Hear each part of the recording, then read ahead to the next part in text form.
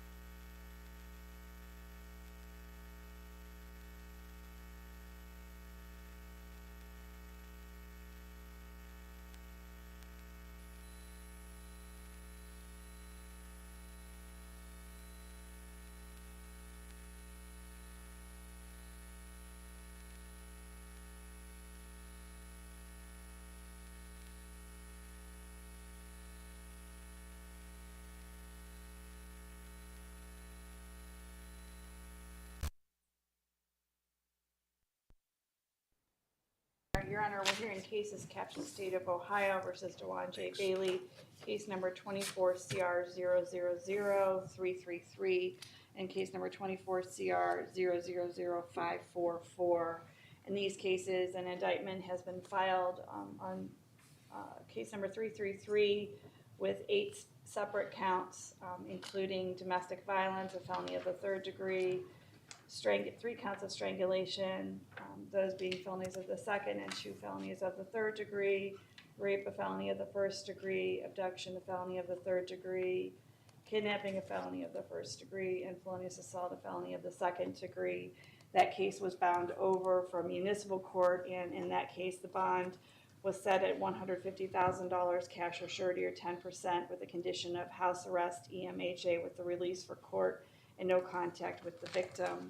In case number 24 CR 544, in that case, a 14-count indictment was issued on April 30th, alleging domestic violence, a felony of the 3rd degree, then 3 counts of strangulation, a felony of the 2nd, and 2 felonies of the 3rd degree, abduction, a felony of the 3rd degree, kidnapping, a felony of the 1st degree, and those all dealt with time frame between January 29th and February 28th. And then the same charges would apply for the time frame between March 1st and March 5th. Same charges with an addition of a rape charge. No bond has been set in that. The state would be requesting a $500,000 cash or surety bond with no contact with the victim. So we are here today for purposes of arraignment, and the defendant is present with his counsel, Mr. James Matthews. Thank you, Mr. Matthews. Thank you, Your Honor. Mr. Bailey would waive the reading of both indictments, waive any defects in service. He has received copies of both indictments. Enter pleas of not guilty to all counts in both indictments. All right, not guilty plea will be entered on 333 and 544 is the bond. Thank you, Your Honor. And we would like to discuss the issue of bond. Go ahead. Thank you. I'm sorry, Your Honor, prior to that, we did file a motion to amend each of the indictments.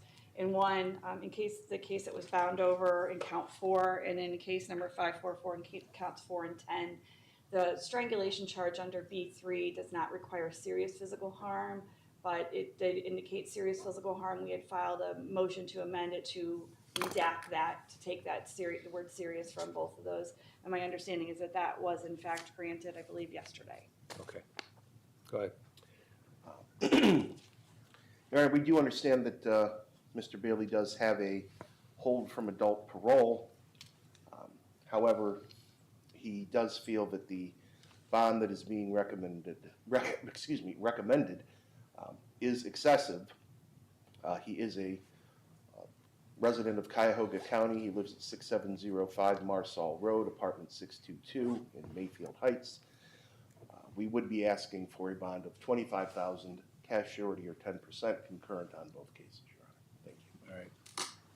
Ms. Linden, is that Thank you, Your Honor. The reason for the request of the bond, and I don't believe that there's anything to indicate that the bond on the 333 case should be modified, but the reason for the request here is that the defendant does have 2 prior prison terms. One of them was a 5-year prison term that began in 2012 for an attempted kidnapping and a domestic violence charge.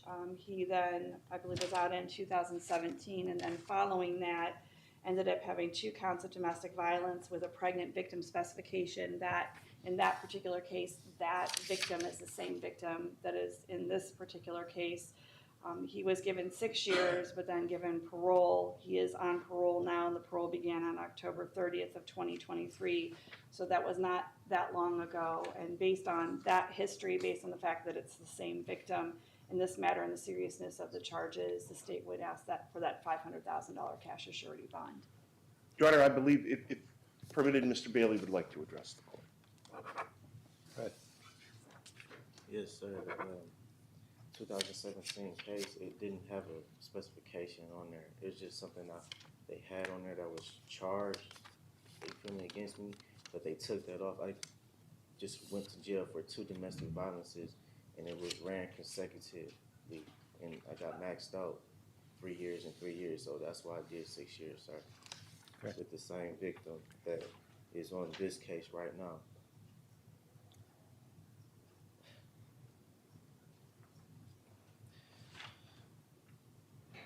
I just ask that the court please just, it's really no way that I can pay the bond $25,000. I'm just wishing that it can get lowered to $25,000, Your Honor. I lost my job, I lost my car. I just came home from 6 years just to be in my daughter's life. Everybody told me to just let it go and let the court system do what they do. I didn't want to see my baby girl go through that. So I just had an agreement with the mother to just meet her at certain locations to pick my daughter up and then drop her back off at a certain location. And that's all I did. She spent a lot of money on me, gave me clothing, put Let's money not down on my... talk about anything not related to just the issue of bond. I understand. I just wanted to just talk to him real quick. I came home after the 6 years and learned my lesson.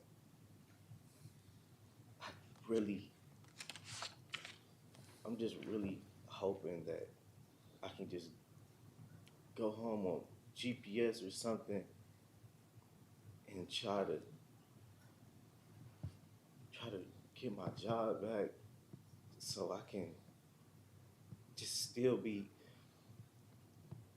and always try to be a productive, you feel me, member of society. That's all I was trying to do. And I tried to go about everything that she wanted me to do.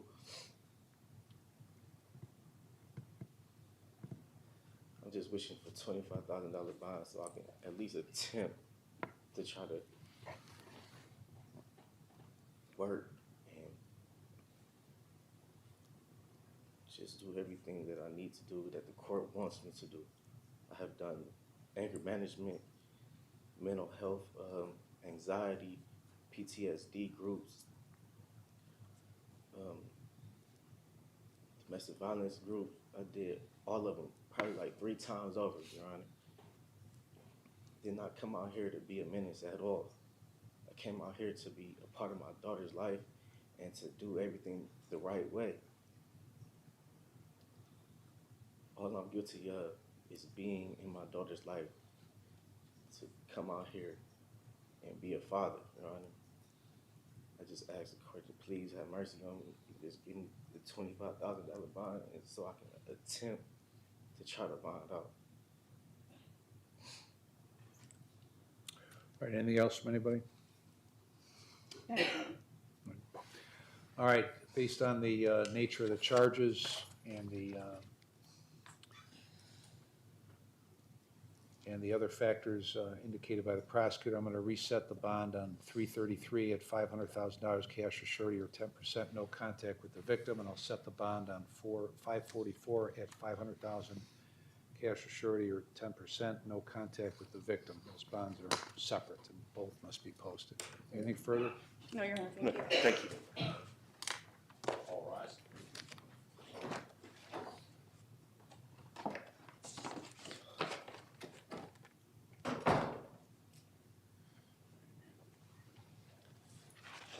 right.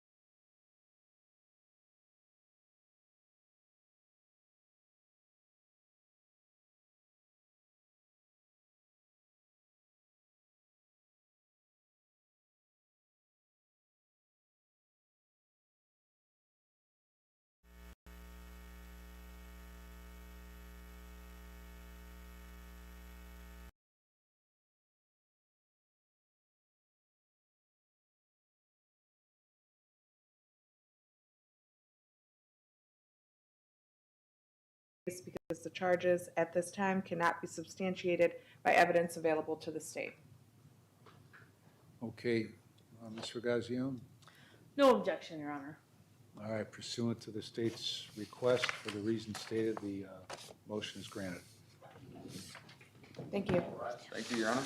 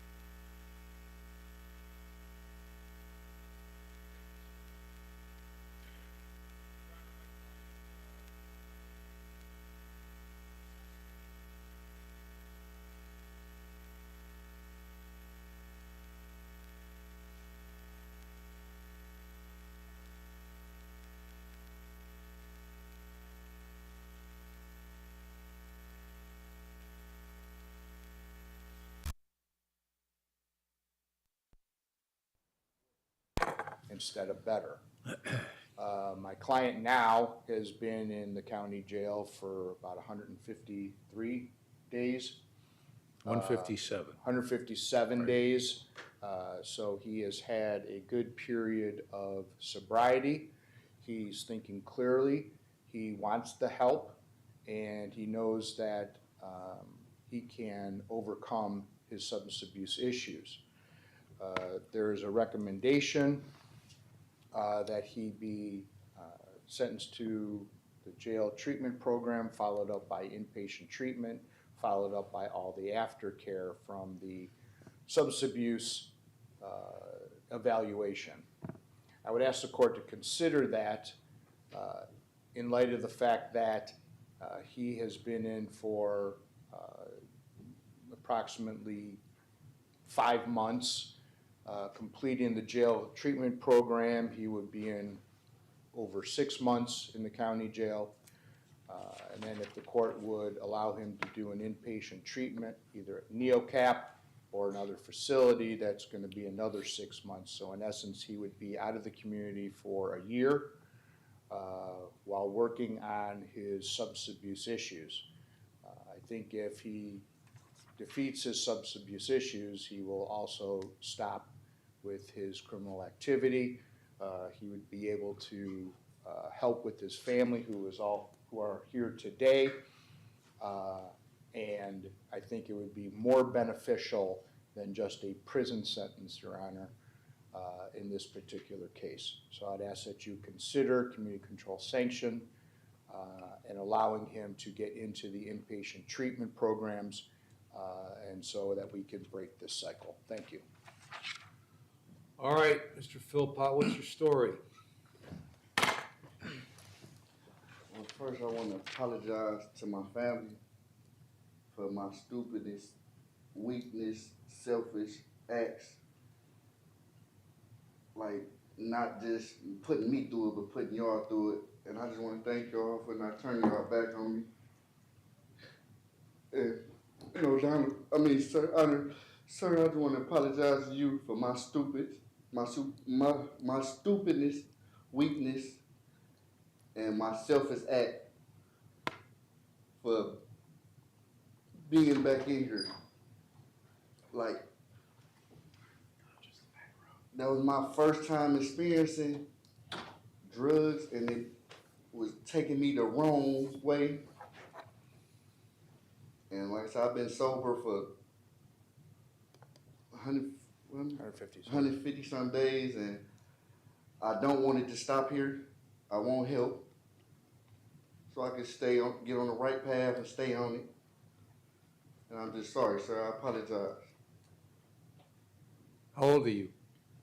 37, Okay, so what led you here? drugs. Okay, what, how, when? It started off with taking like party drugs, going to parties, like upper drugs, and when I couldn't find no more upper drug, find no more real drugs, I started taking drugs with fentanyl in them, and it got to lead to other, like more, I got to drinking more. I'm getting into it with my girl, because I'm going into rent money, spending it, and like this time that I spent here, I know it won't be, I know it's not enough because I'm still fresh. I'm still fresh, and I just want to continue. When I get out, I want to continue to go to treatment, get a sponsor, and just get help. How long have you been playing around with drugs? The whole 36, last year, I started drinking years ago, but I really started drinking heavy last year when I started doing drugs.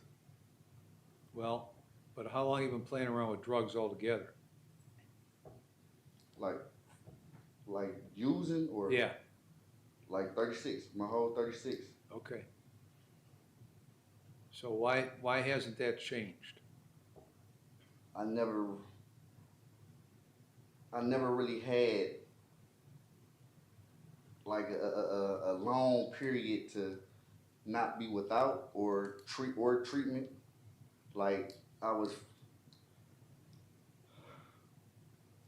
like like, but this time being in here is, I never had, I never had a long time a period to be without. It was always, I can get my hands on it. And like I said, I'm better. I've been sober for almost 6 months now, and I want to continue to get help so I can stay on the right path for my family and my children. Well, you've been locked up before, right? Yes, Okay. How many times? Twice? 3. 3? For what periods of time?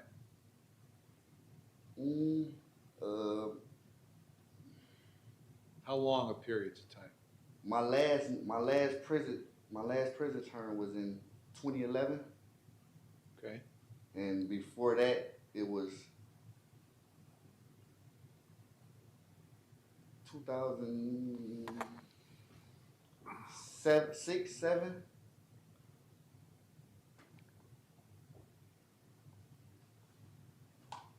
Let's see, we got one from 11, that was for a period of only about 6 months. 08 was about 2.5 years.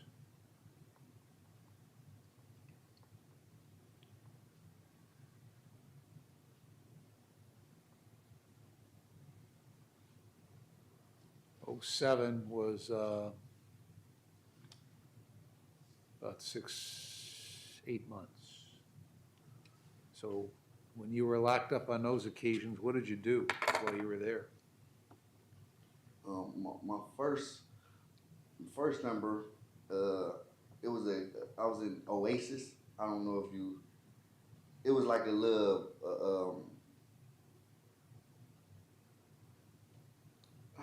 I was in Pickaway. It was in Pickaway, and it was called Oasis. And What was it? What Oasis, it's like a program? yeah, it was a program, Okay.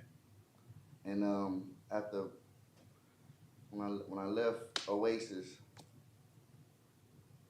I went to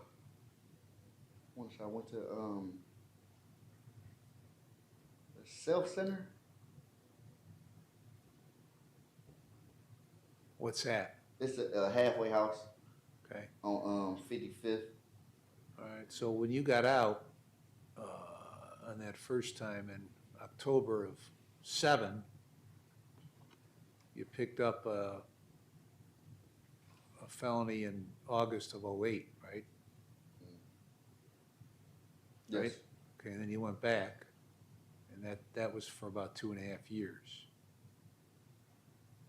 So what'd you do when you were locked up for 2.5 years? I was in the midst of, well, you know, when you go to, you automatically like get in, they put you in school.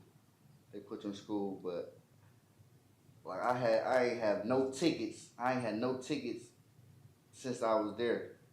And it was, the gang coordinator, it was 2 dudes that was named, that we had the same name on the compound, but he been down 15 years, so they had put me in the hole, and I came home from the hole for something that I ain't had nothing to do with or anything, so I couldn't finish getting my GED.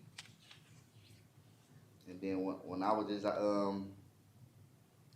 just trying to get my GT, with Mr. Tompkins, he was giving me so like a few places to call and go through, and it's just like the drugs was.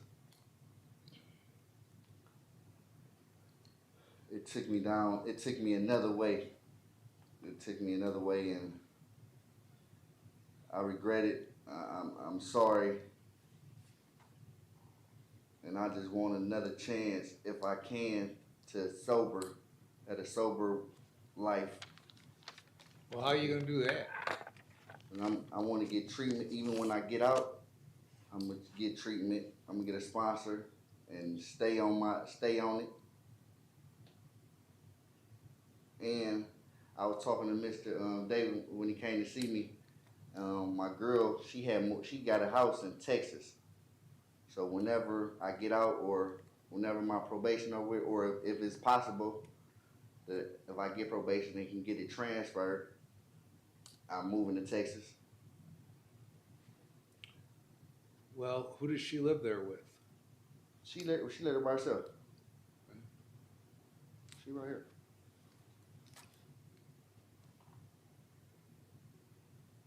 And where are your kids?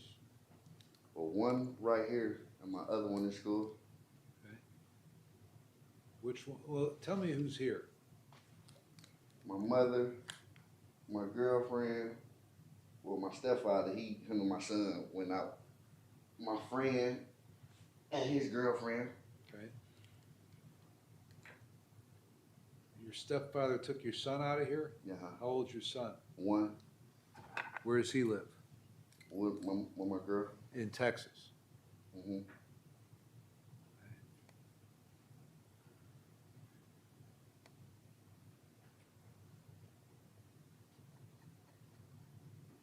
Your Honor, his mother would like to speak if the court would allow.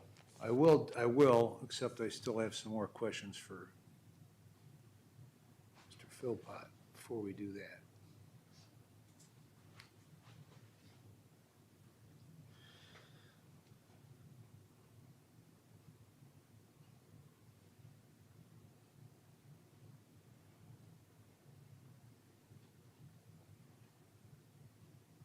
So when did Jessica move to Texas? Like, I want to say about 2 months ago, or almost 2 months ago. Okay.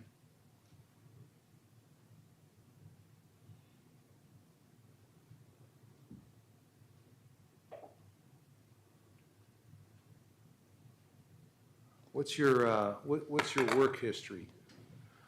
Well, before I came in, I was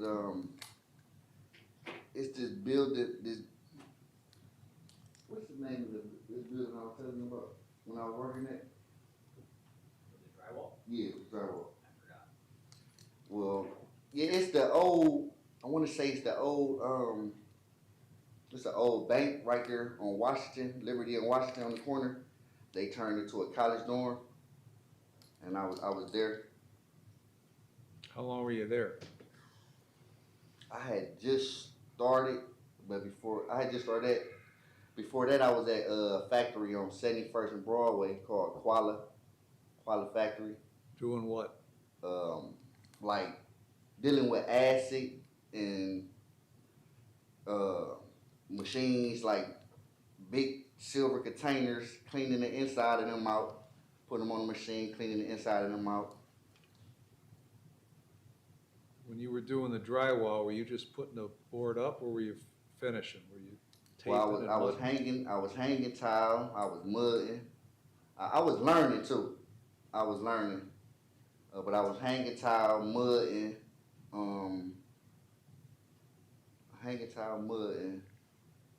and yeah, just hanging tiles and mudding, like filling in the holes with the cement.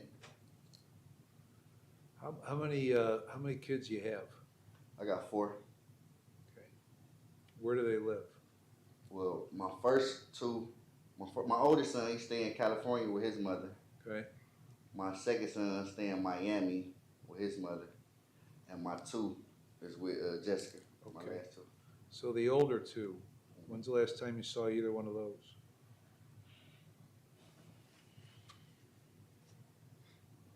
My older son, I want to say I saw him. We FaceTime when I was out, we used to FaceTime every day, but my last time like seeing him in person was about 18 months, 2 years ago. Okay. What about the other one in Miami?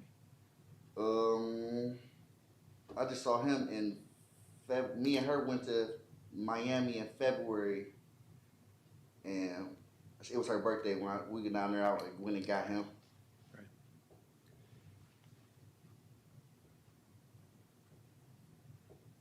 What do they do? My kids? Yeah. Well, my oldest son, he boxed in California. And my youngest son, he into like music. He want to be a DJ. Like with my older son, he boxed, and my second son, he like music. He got for Christmas. His mother just got him a whole DJ equipment for Christmas, so he be like playing the drums and stuff like that. So, at the beginning of this, you turned around and apologized to your mom and to Jessica, right? Yes. So with your history, why do you continue to put them through this? Why do you do that? At the time when I was going back and forth, I was confused, I was lost, and then like when I was 36 last year, that's when I picked up on the drugs. I was still lost, but I can't. Like I was faking the image to trying to act like that I wasn't doing nothing, but it just it came out slowly but surely. And like I said, I was getting into it with Jessica, and I just felt bad, and I wanna do the right thing. Like I wanna, like I said, I've been sober for almost 6 months, and I wanna continue to be like that. Go to treatment. Not by choice, right?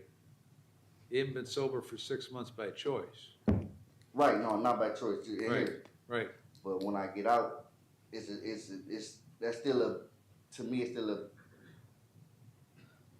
a big thing. To when I get out, I can go to treatment, get help, and get a sponsor, and just stay on the right path for my family, my kids. All right, let me hear from your mother.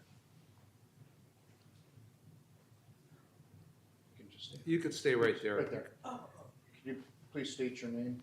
I am Juanita Philpott. I am Stephen's mother. First of all, thank you, Your Honor. I'm pleading mercy for my son today in your court. I don't even know if I'm talking right. I've never done this before. So,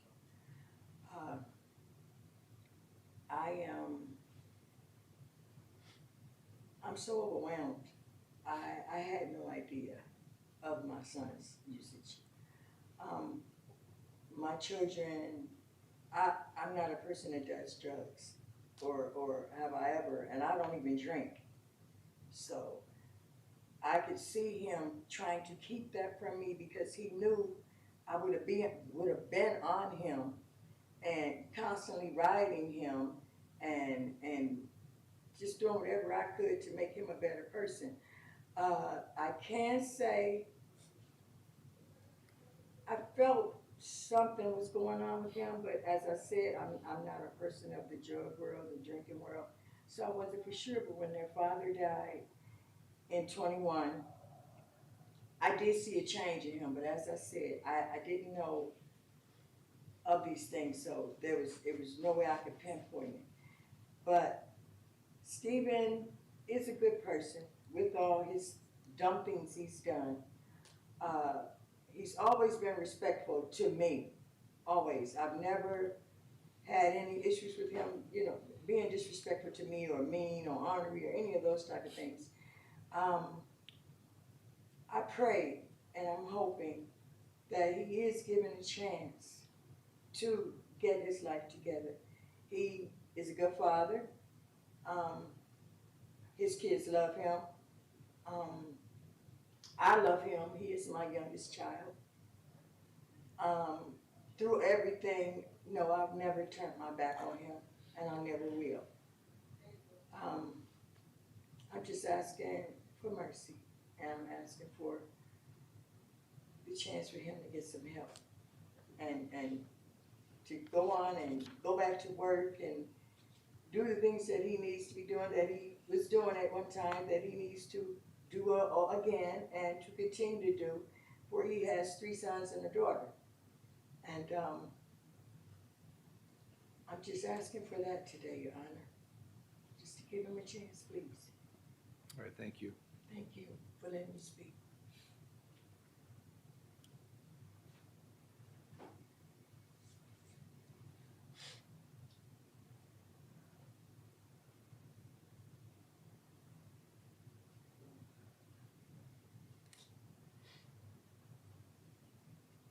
When's the last time you talked to James? My brother? Yeah. I want to say about 3-4 days ago. He's at my mother's house. What does he do? He just started another job. He do housing, like tear old drywalls down, putting new ones up, roofing, stuff like that. About your sister? Rakita, she the manager of CMHA, I think. How long she been doing that? Yeah, I have for a little minute. I don't know how long, Okay. but I want to say about 2-3 years. All right, so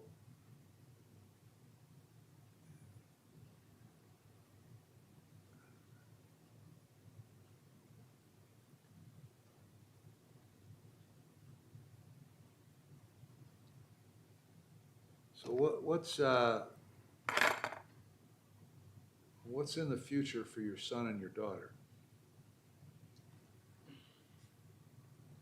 A better father. A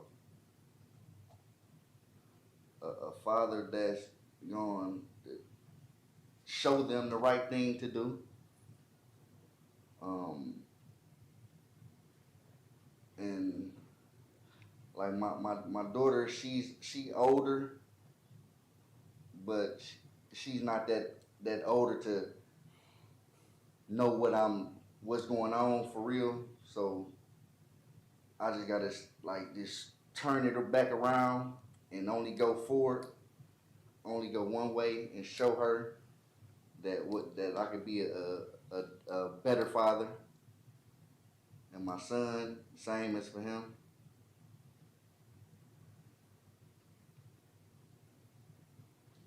Why didn't you take advantage of the chance I gave you back in June of '23?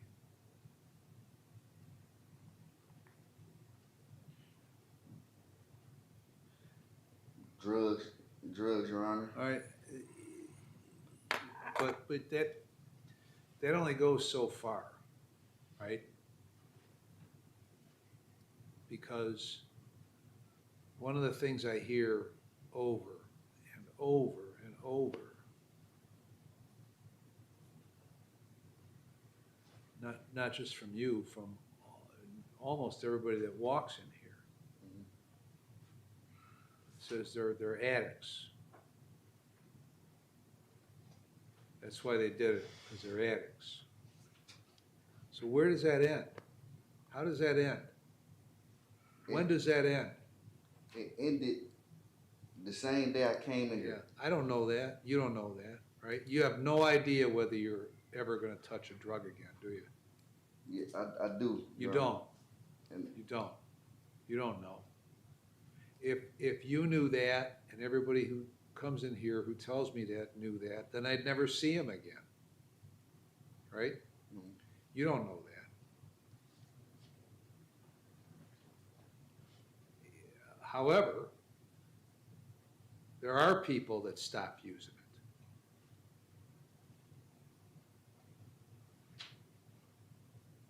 The good way and the bad way. Some of them stop using it because they drop dead from using it. Okay. And some actually do what they're supposed to do, put in the work, and stop using it. Now, why is that? Why do some people go to treatment and use? And why do some people go to treatment and stop using? Why is that? Do you know? I'm gonna say the people that go to treatment and stop is because they really want to stop,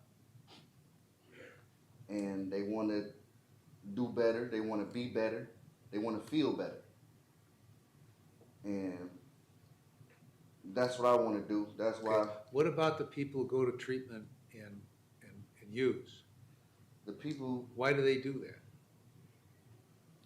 that go to treatment and use, I feel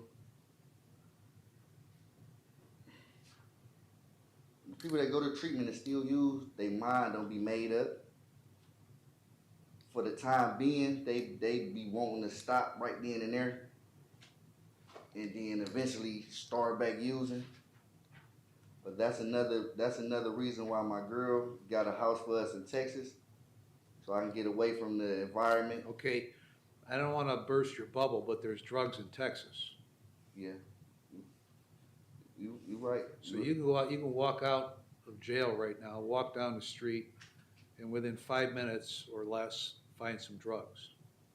Or I could drop you off in the middle of Ashtabula County, in the middle of nowhere, and you're gonna be able to find drugs, okay?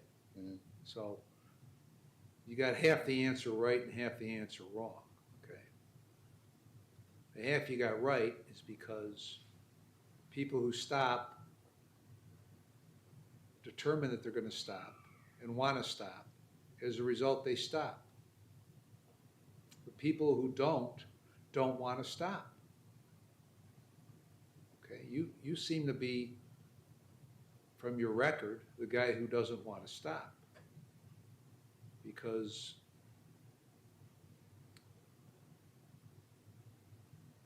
$11 months ago, didn't I give you that chance? When was that? I think it was in August. It was in June 7th of 23, I put you on probation.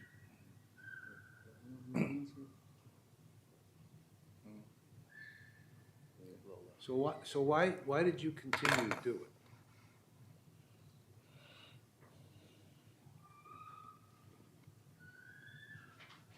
It was, You want the answer? I give you the answer. The answer is because you wanted to continue to do it. Now, you may tell me it's because you didn't know you didn't know anything else to do, okay? But on the other hand, you didn't go to Mr. Tompkins and say, look, I need help with this stuff. I can't do this by myself. You didn't tell him that, right? Right? right. Okay, because you didn't want to tell him that. Now, don't misunderstand me, okay? I'm not pretending that this stuff is easy to beat, okay? Because if it were, then we wouldn't have a revolving door in this place, okay? But it can be beat by people who want to beat it. I mean, I've had people use heroin and fentanyl that have been clean for years. Because that's how they want to live their life. And I've had people who keep doing it over and over again because that's how they want to live their life.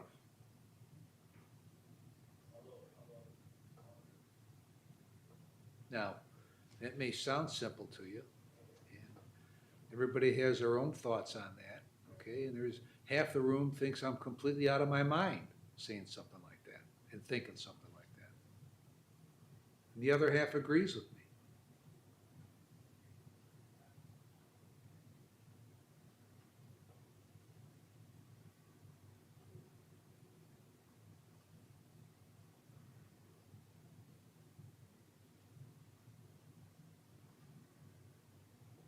So who are you? Stephen Philpott. And who are you going to be? Stephen Philpott. Okay, and how are you going to live?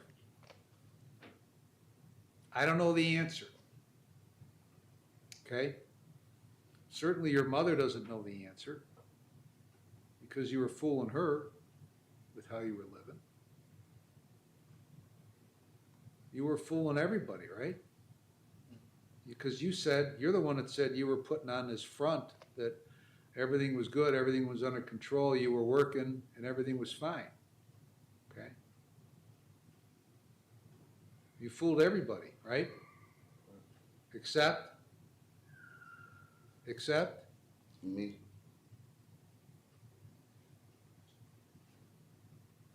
All right, anything else you want to tell me? Yeah, I know, like I said, I was confused before, but I know exactly what I want to do, and the only person that know what I want to do is me. And That's the way it is with everybody. Everybody in every aspect of everybody's life.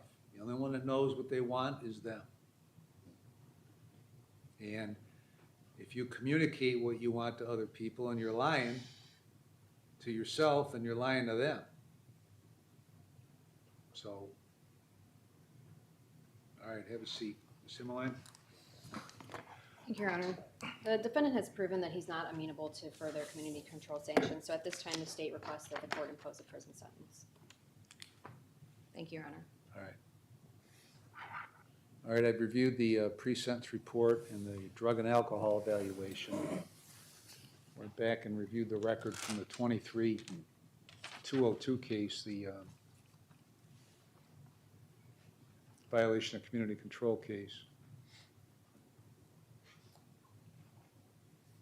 And I've considered what Mr. Philpott has had to say, what his mother has had to say, Mr. Jordan and Ms. Himmeline. I've considered all the provisions in 29-29-11, 29-29-12, and 29-29-13. So your situation is that you've been dabbling in these drugs for, I don't know if it's 36 years, but it's certainly probably more than a quarter century that you've been playing around with drugs. And it's managed to interrupt your life to a great degree. And the evidence of that is, in addition to the 3 terms in prison, it's the number of times you've been in and out of court. And I would bet that the last time you were in court, not here, okay, let's see when that was before here.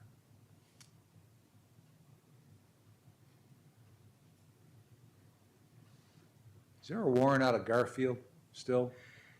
Yes, Your Honor, it's actually in Cuyahoga County. We will be handling that matter afterwards. It's a felony? I believe yes. Okay. Because I've got it listed as a M1. What do you know anything that about may that, be. Dave? There's a pending domestic violence in Garfield Heights Okay. that occurred on September 24th of 23. Right. It's listed in the PSR as an M1. Yeah. but- I'll defer to the court, Your Honor. Okay. So the last time you were in court before me, last June, oh, there's a second Garfield Heights from 22. That must be what you're speaking about. Possibly. Okay.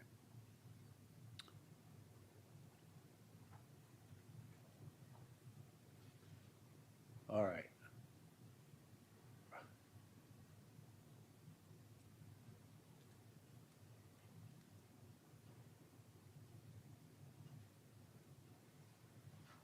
Well, let's go back to the last time you went to prison, Cuyahoga, Judge Barker. I'd be willing to bet that if I went back and looked at the transcript of did you have any discussion with Judge Barker? Do you remember? Mm. You I don't you don't think so. remember or you didn't? I don't think so. When you had an opportunity to talk to these other judges, I mean, did you tell them what you're telling me? What'd you tell them? My last prison sentence.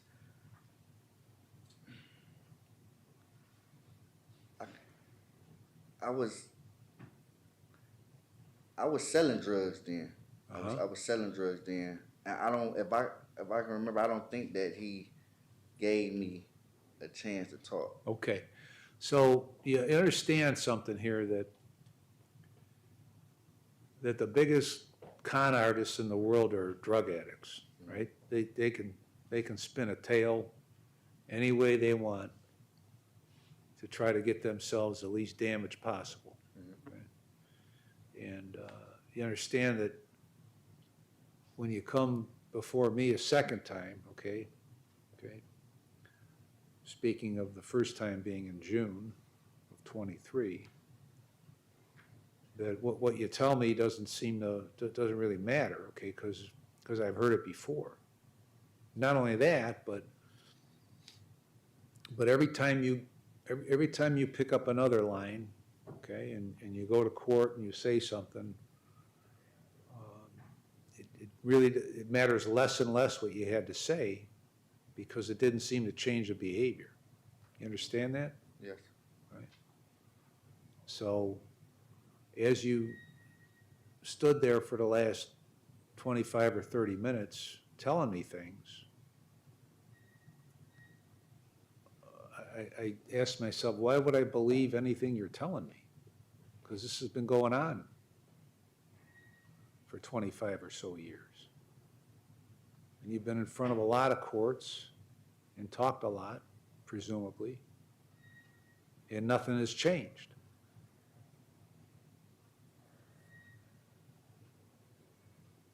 So your ability, if you're attempting to do so, to con me into believe something, doesn't work. Okay? Now, you could be telling me the complete truth. Or you could be lying to me. Okay? Now, if this is the first time I ever saw you and you're telling me this stuff, then that's one thing. But you got that long laundry list of things where you've been through this before. And you have the ability to tell me what you think I want to hear in order to affect your outcome. Right? I mean, that exists, right? Right. That ability. Okay? So, if you want to get a point across from here on out in your life, and you want to have any credibility, then you got to change what you're doing.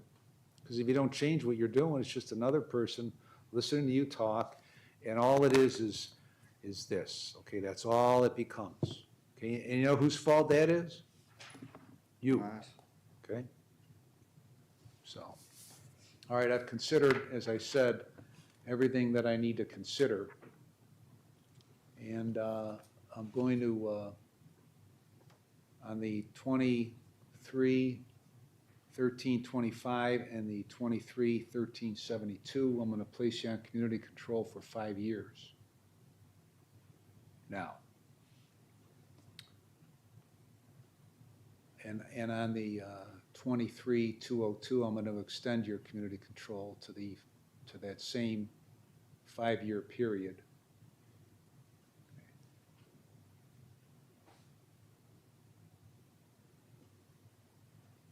Now,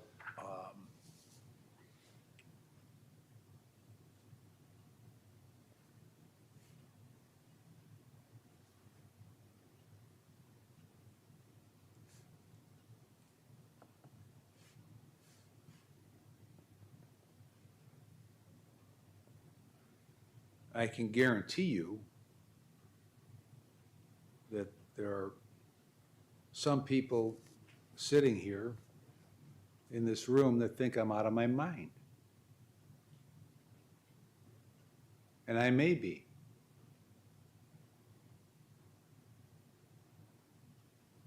And ultimately, you're going to make that determination of whether I'm out of my mind for doing what I'm doing.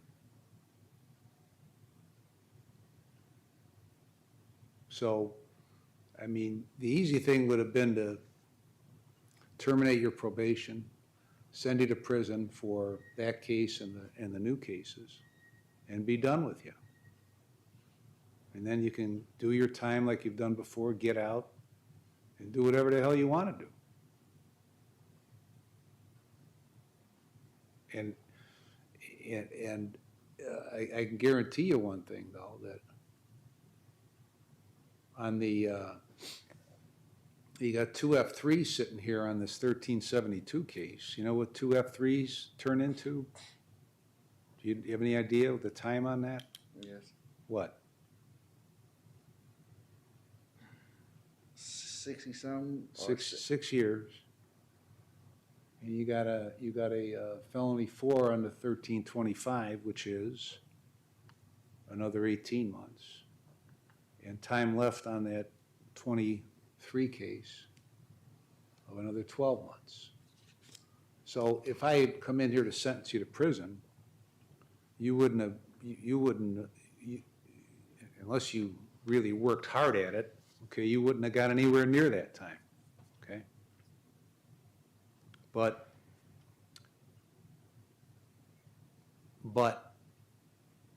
if you, and this is, again, you know, I may be completely insane for doing this, but you come back on this, you might as well not even talk, because you'll just go for that entire length of time. Okay? Okay. So, without question. So, and I can guarantee you that if you come back again and you talk, you know what I'm gonna do? You know what I'm gonna do if you talk? I'm gonna do this. So I don't have to listen to you talk. Okay? Because I've heard everything now, right? I've heard everything from you. Yes. Whether you're telling me the truth or you're lying to me, I've heard everything you have to say, right? Right? Yes. So I guarantee you I won't listen again. So I'm gonna give you 217 days in the county jail with credit for 157. That leaves 60 more. The last 30 are gonna be in the jail treatment program.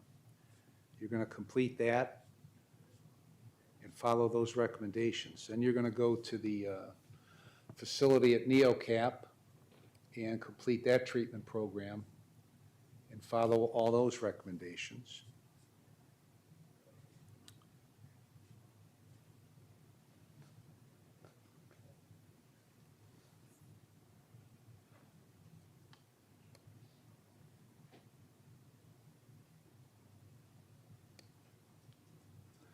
You'd have no drugs or alcohol, and you'll be tested. You're to attend at least 4 AA meetings a week and get a sponsor and maintain a sponsor.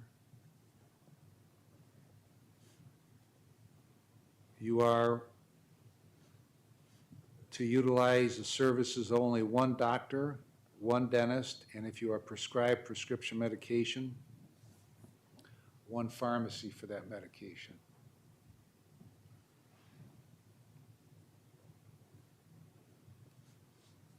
You're going to get a mental health evaluation and follow recommendations. If you are prescribed medication, it's to be taken only as prescribed, and you're going to sign releases so probation can get your records. At the appropriate time, you're going to obtain and maintain full employment. It's the last time you had a license. I got one now. It's valid now? Yes. Well, how did you manage to do that? Well, I mean, you got, when I went to court in Menor, they gave me a paper and said when I get out, I could just take it up to the BMV and they'll reinstate my license. okay. So did you go to the BMV and they reinstated your license? No, I've been here. I've been here. Okay. Is it valid, Dave, or is it still invalid? Oh, right. That's valid. It's valid. Yep, he's good. Okay.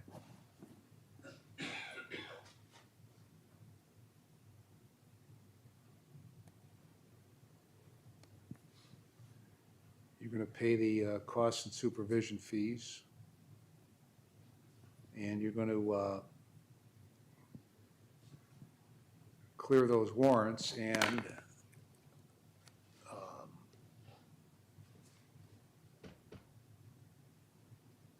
you're gonna have to do that before they'll take them at NeoCap. So you're gonna have to figure that one out. I'll figure that out, Judge. Any other terms, Mr. Tompkins? I don't believe so, Your Honor. Do you understand the terms? Yes. Any question about any of them? Because now's the time to ask. No, sir. Okay. If you don't comply with the terms, the state will file a motion to terminate your community control, and if I find you violated, then I'll send you for 12 months on the 23-202.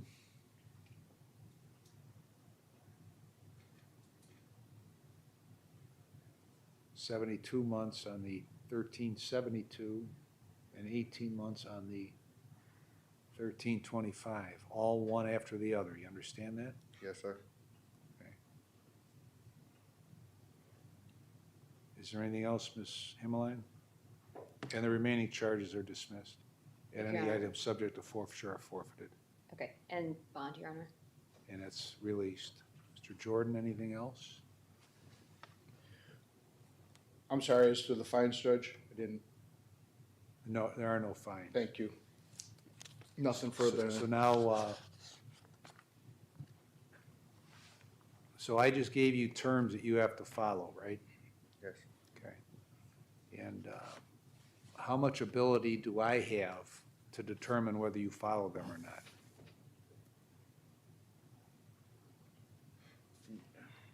Do I have any ability to make you follow these conditions? No. No. Okay. So you determine how you want to live. You want to live like you've been living for the last 25 years? Or do you want to do something different? Do something. This ain't complicated.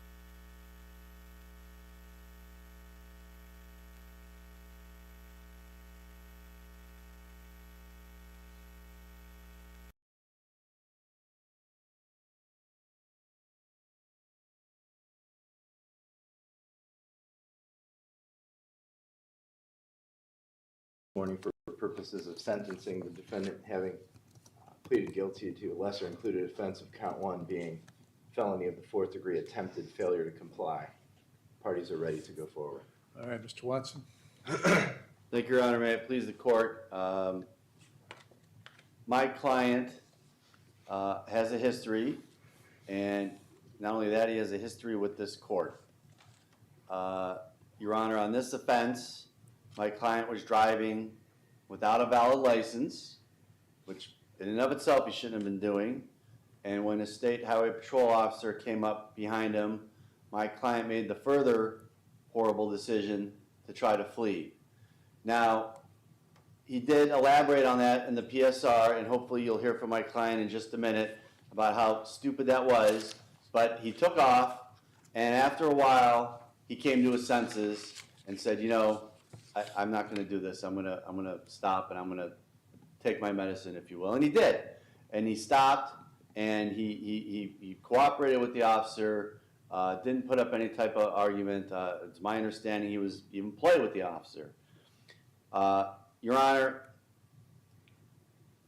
subsequently, he was out on bond, and he kept driving. And he picked up a driving under suspension out of Painesville Municipal Court, and it was because of that offense that this court then revoked his bond on this matter. Your Honor, my client has 3 children he cares for, 2 biological children, 1 stepchild. He lives with his mother. He's trying to work. And from his perspective, he is so deep in a hole with regards to his driver's license issues that he sees no way out. And again, from his perspective, he's driving, doing these things to try to care for his kids, and obviously he shouldn't be doing any of this, Your Honor. And again, in the PSR on this offense, he's admitted, he flat out said this is very stupid of him. He should have never run from the police, even if he didn't have a license. He was worried about, of course, his car being impounded, all the money he'd have to pay, another driving under suspension. Of course, he just compounded his issues by a magnitude of 10 by picking up a felony fleeing and eluding. But, Your Honor, he does have a plan. If the court would consider any type of a community control sanction for Mr. Little, you know, he has a job, so he is employed. He, again, is caring for his kids. And I've offered to sit down with Mr. Little to go through his driving history with the Ohio BMV.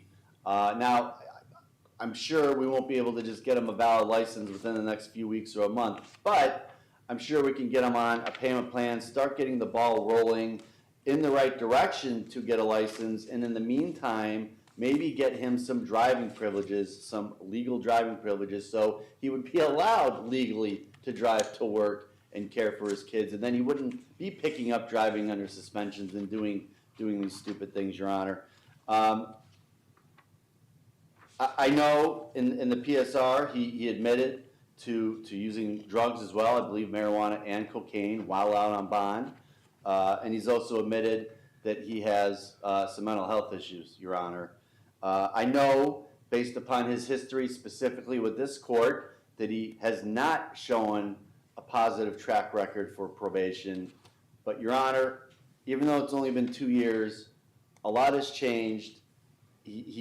I think he's a very sincere person. I've talked to Mr. Little numerous times in the jail, and he is committed to caring for his family, for caring for his kids, and he is committed to doing what he needs to do to try to get a valid license so he's not going through this repeated cycle of picking up driving under suspensions and making this stupid decision that he did in this case of running from the police, Your Honor. So I'm asking the court to please consider any type of community control sanction, whatever the court deems he may have to do while on it. My client has indicated he's willing to jump through those hoops, Your Honor. Thank you. Thank you. Why do you keep doing the same stuff over and over again? Your Honor, like, honestly, it's, like I said, it's more so the mental and just, like, the feeling of, like, being stuck and not getting ahead. What about the drugs? And like I said, even with the drugs, like, I'm so confident that I can, like, the drugs is not really the problem. I do drugs when I feel a certain type of way. Like, I can come in here. What, like what? Like, this all started when, I'm explaining from the beginning, this all started when my job was seasonal. So I lost my job for the season. My car, I had just put like $1,000 into it. Then, you know, I had to get it out of impound before for something. Then this happened. And then my issue with my kids. So like, it was just a feeling of being, like, I feel like I'm just in a hole that I can't get out. And that's when I,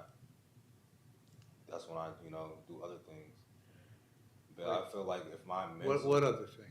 that's when I use, you know, smoke weed. Okay. What kind of drugs? I use cocaine, I smoke weed. Okay. But like I said, I feel like if I had to get drug tested every day, it's not a problem. As long as I can get my mental, like, addressed. What's the mental health problems? It's just like the depression, and just like I said, it's the feeling of being stuck. You know, I stay with my mom. I get in my room. I feel like I'm stuck in that room. Like, I feel like I'm in a jail cell in my house, in my room. Like, I feel like I can't get out there. Every time I get some money saved, I get a driving under suspension. I save up $3,000-$4,000, get a car, put in somebody's name. The car lasts for 2 years, a year.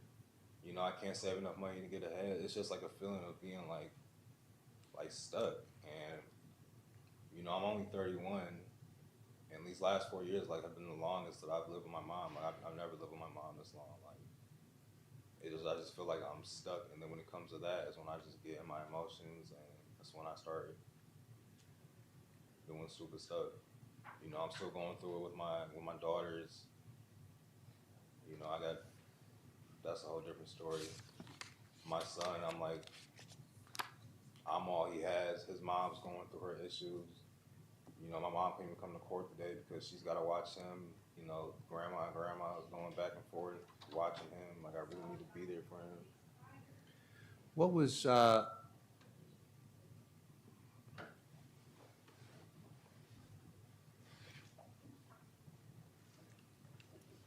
Ms. Randazzo, a couple of years ago on this obstructing official business, do you know what that was? Do you know the capsule of what the facts were on that? You mean like? Hold on. The actual offense from last time? Yeah. I can pull it up. What do you remember about it, Mr. Little? I had gotten with my kids. I was over at the grandma's house. Okay. Police came. All right. Touched me. That's what I recollected as I was sitting here looking at you. So what's the status with your kids right now? With the girls, it's the same thing. Like, you know, when the mom's cool with me, and it's crazy because the mom doesn't even have custody. Grandma has custody, but. And you don't get along with her, right? When me and mom get into it, instead of the grandma being the high road, the one in the middle that's supposed to, she goes straight with her daughter, and then I'm, I've been blocked on their phone. The police have been called, talking about harassing because I'm trying to get a hold of my own daughters.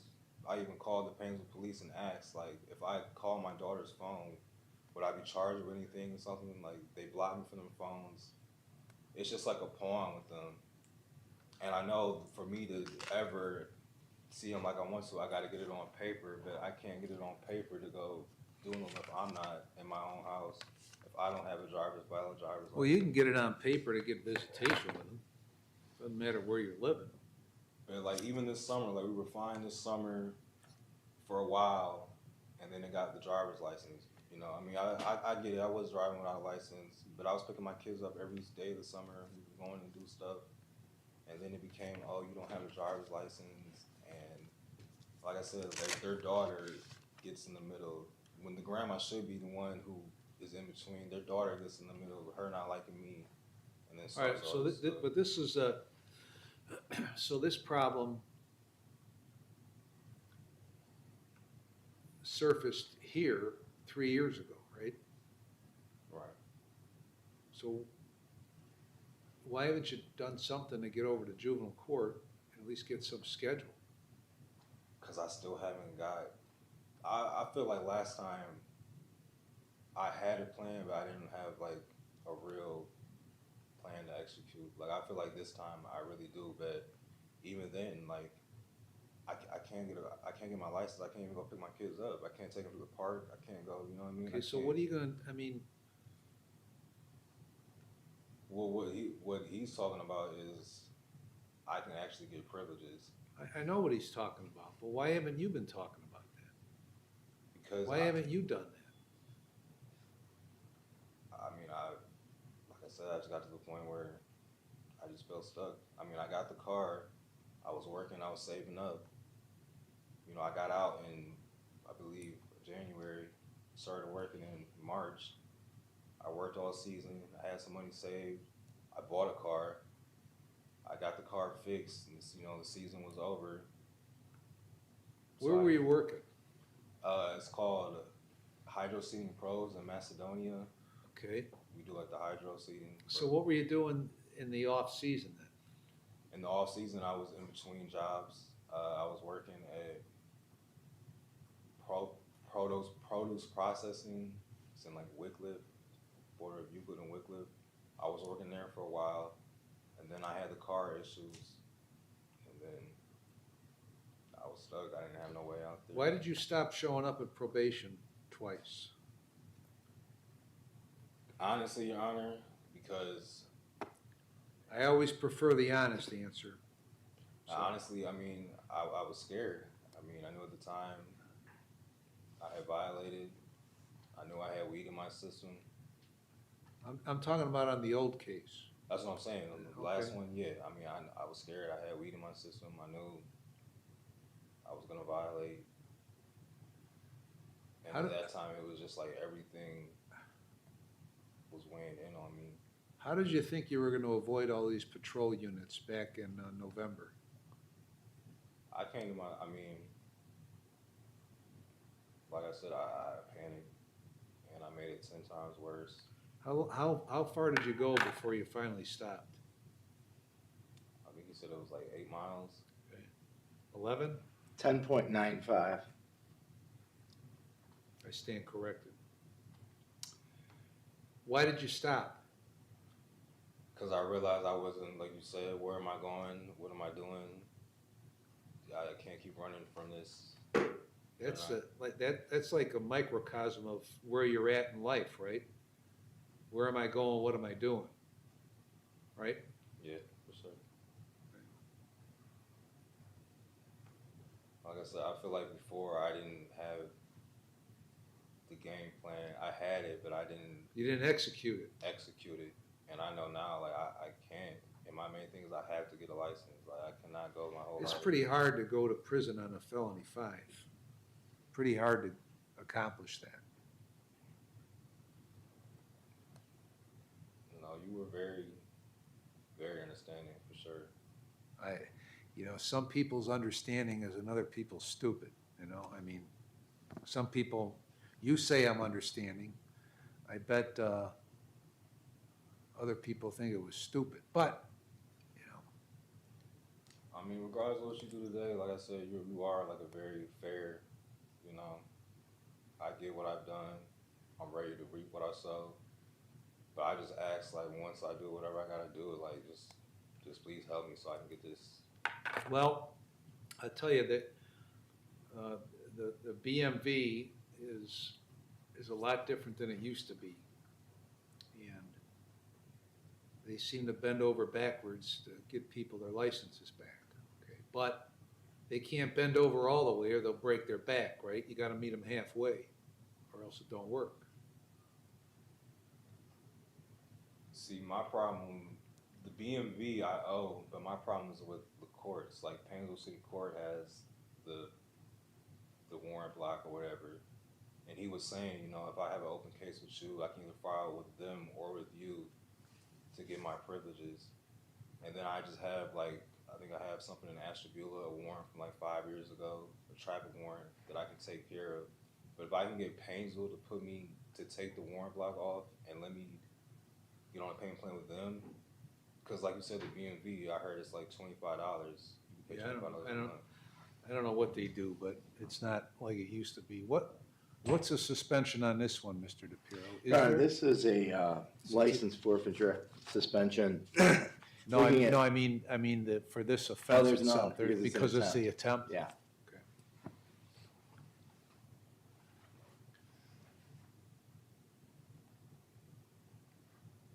Okay, anything else you have to say? Just like I said, I'm embarrassed for sure, you know. But I just need, like, I know this is the time right now. Like, my kids need me, I need me. And like How you old said, are they now? My son will be 6 in December.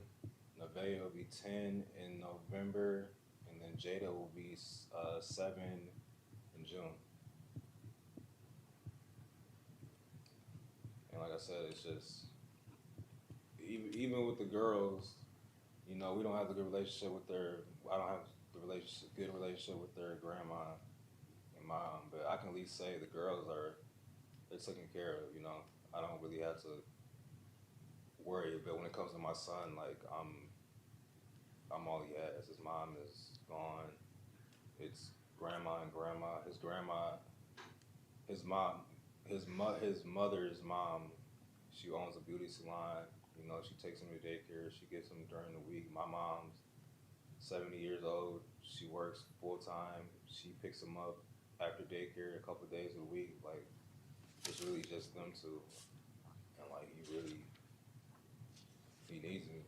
And like I said, like when it comes to sobriety, like if I gotta pee every day, like that's not a problem. But my main thing is, if I were to get out or wherever I go, whatever you do, like I want to address my mental health, like just something for the depression, maybe talking to somebody.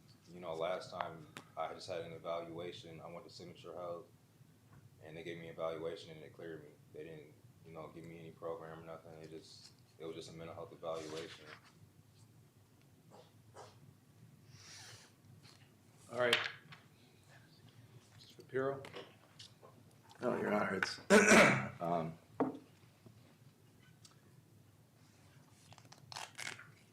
told Mr. Watson that I would advise the court that at the time the defendant finally stopped the vehicle on Route 2, the defendant did put his hands outside the window as ordered, and he was compliant with the officers and respectful and cooperative. So I'll advise the court of that. It's not easy living right. And I can understand how, having created a hole over the last 14 years and being on probation, which it appears from the record has been just about every minute of his life since 2010. And of the 12 times that he's been on probation as an adult, there's been a violation in each case.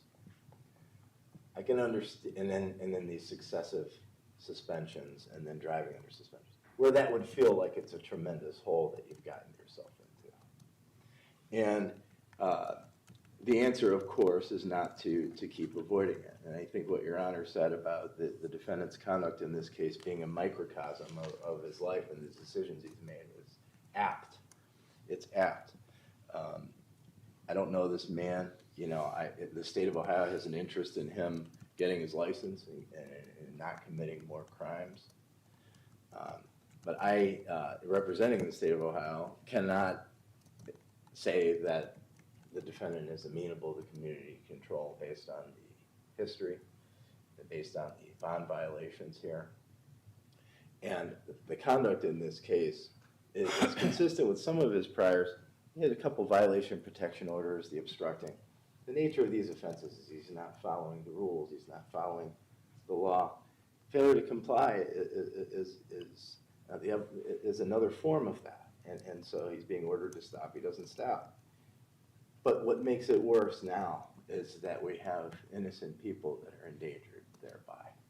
So as much as I'm pulling for the defendant, I want him to get his life together, maybe he's got some mental health issues, those are his issues that he's got to deal with. We can't be endangering people in the world. So I can't say that he's amenable to community control. have to recommend prison. All right, thank you. Okay, I've reviewed the pre-sentence report.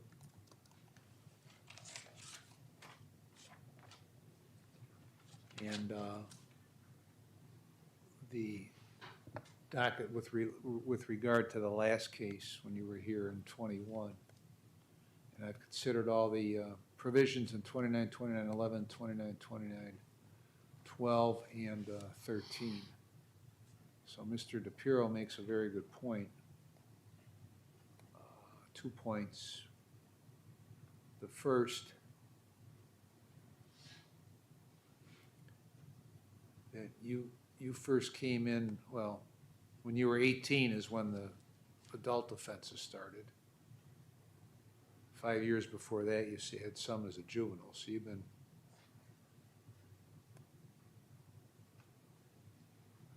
bouncing around in this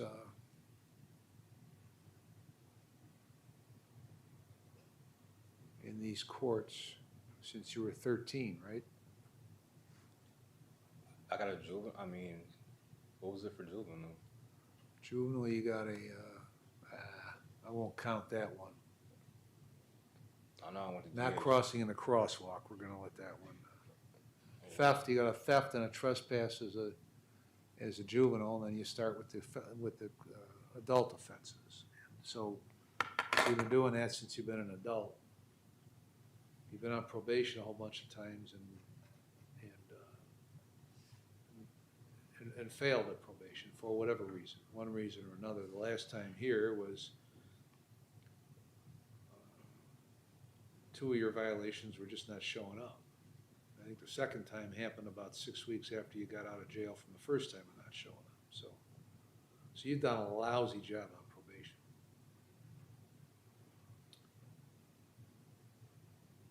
Now,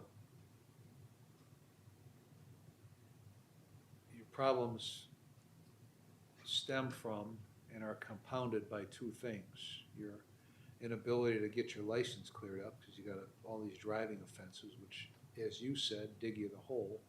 And the second is playing around with the drugs.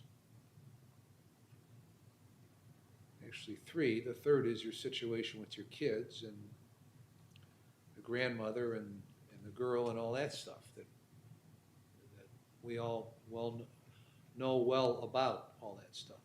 Okay? So you got these 3 things that keep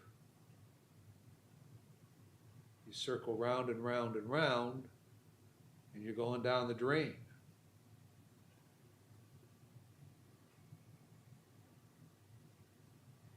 And you don't seem to have either the ability or the will to stop the circling.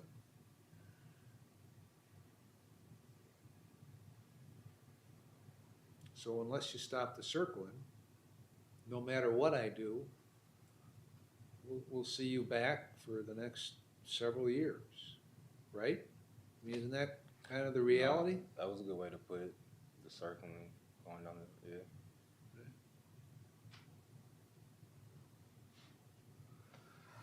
So what I'm gonna do is I'm gonna put you back on community control. And I'm doing that despite your little 10.95 mile jaunt. Because that disturbs me, that kind of shit disturbs me. You're gonna serve 69 days with credit for 24. The last 30 days, you're gonna be in the jail treatment program and you're gonna follow their recommendations. So if, I don't know if you think you have a drug problem or not, but you do, okay? So you're gonna do that. You're not gonna have any drugs or alcohol, and you're gonna be screened, you're gonna get a mental health evaluation and follow the recommendations. You're not to go to signature, because that, in your case, and in more times than not, is a colossal waste of time with that organization. So, now, maybe they made no recommendation last time because you gave them a line of bullshit and didn't tell them the truth, okay? Now, maybe if you were being truthful with me and you have this problem where you get into this funk and there's no way out of it, and that and your mind feeds off that, then you do the drugs, maybe you'll be honest about it, and maybe you'll get some help if you need it. Okay? If not, it's this thing, right down the drain, right? Yes. So get that evaluation, follow recommendations. You're gonna get a valid license, you're gonna get your warrants cleared.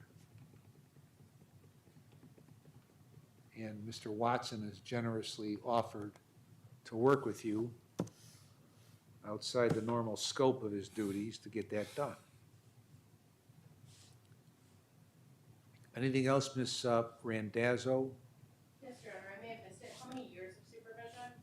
5. And would you consider decision points? Yeah. So you're gonna do the decision points program, which will start when you're in jail.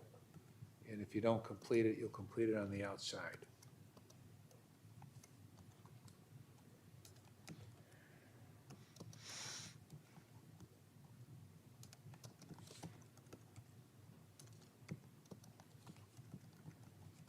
You understand all the terms? Yes, sir. I mean, I don't know what else there is to do, right? I mean, this may be too much, but I don't know what else to do. Any question about any of the terms? No, sir. Okay, if you don't comply, then I'll violate you and you'll go to prison for 18 months. You understand that? Yes, sir. Anything else, Mr. DePiero? Is there an employment component to the term? Oh, I forgot that. Yeah, full employment. Now, you may want to consider getting out of this seasonal work and developing something else to do that gets you out of this jackpot of having money for 8 months and not having money for 4 months. But whatever it is, work full-time. Anything else, Mr. Watson? No, Your Honor. Okay,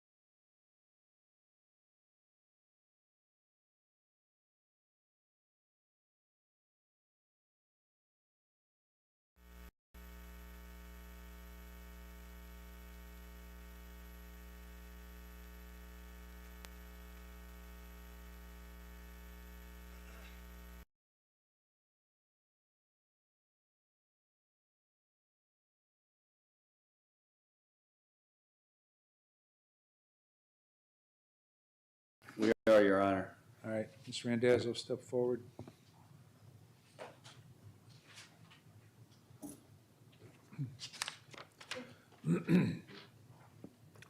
Raise your right hand. Swear testimony you're about to give is the truth, the whole truth, and nothing but the truth. So help you God. I do. All right, have a seat.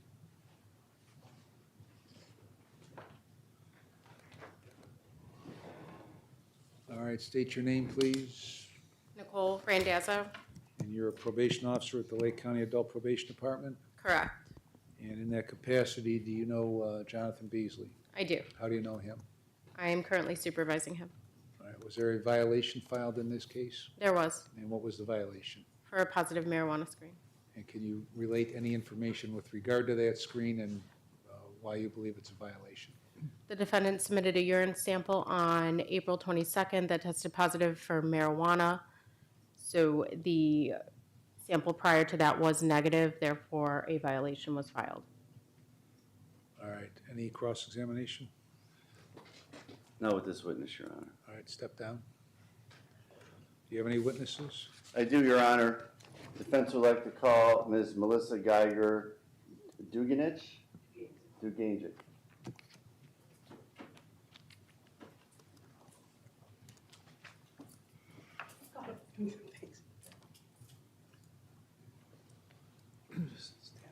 You raise your right hand, please. You swear testimony about to give is the truth, the whole truth, and nothing but the truth. So help you God. All right, have a seat. Good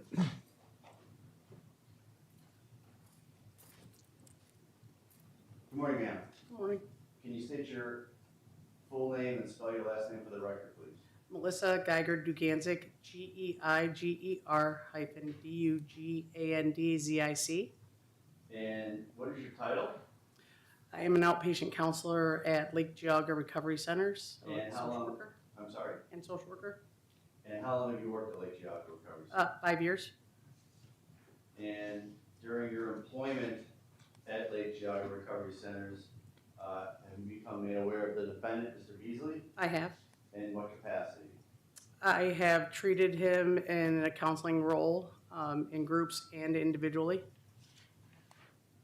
Specifically, since February of this year, has Mr. Beasley received any drug testing through Lake Geauga? He has. And can you tell the court what are the results of those drug tests?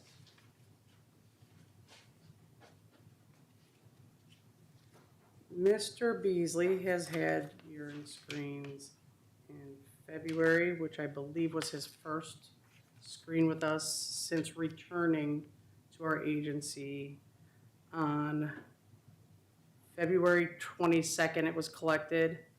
The number was 2,143 nanograms. That was his very first. And were there subsequent tests? Absolutely. And what were the results of those tests? He has had multiple. Let me just get the order here. Specifically, I'm looking at a test on March 29th of 2024.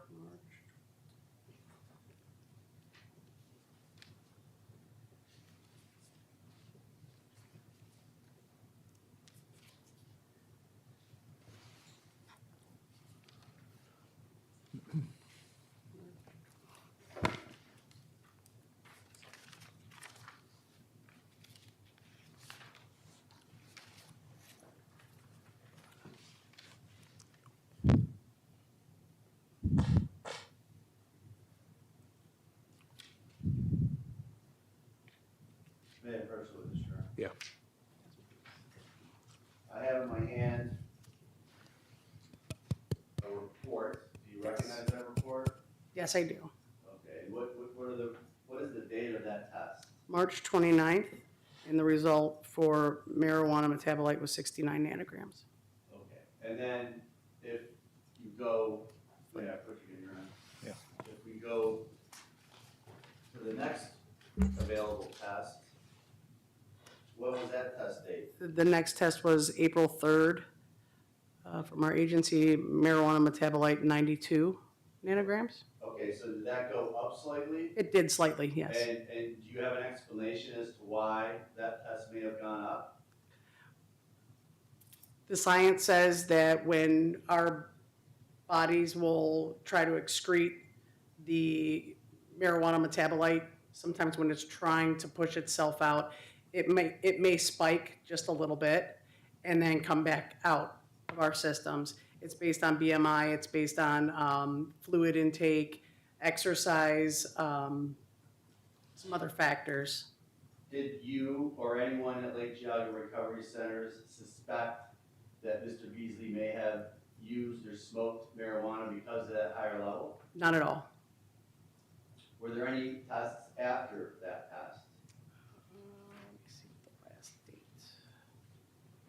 May I approach you, Your Honor? The next, on April 18th, there was a marijuana metabolite for 59 nanograms. So it went back down? It did. And is that consistent with what you just testified to, that it could be varying levels? It is. Do you have an explanation if levels were to reach 0? Is that possible to get a completely negative test and then have a positive test in the future? It is. And can you explain to the court how that might be possible? So again, research, there's been multiple journal articles out, and I actually provided at least one for the court today, that we have seen this happen before with other clients as well, that it can go down to 0 or show a negative instant cup and then show a positive on a confirmation test and show a small amount of marijuana metabolite. Thank you, no further questions. How long does marijuana last in the system? Right now, we can't give you a definitive, but we're seeing it a lot longer just because of the high concentrations of the marijuana, especially dispensaries, that kind of thing. We're seeing it stay in people's systems quite long, sometimes 4 months, depending on, it also depends on, like I said, the BMI of people. Jonathan's, I think, last time stayed quite long. I've seen people 3-4 months.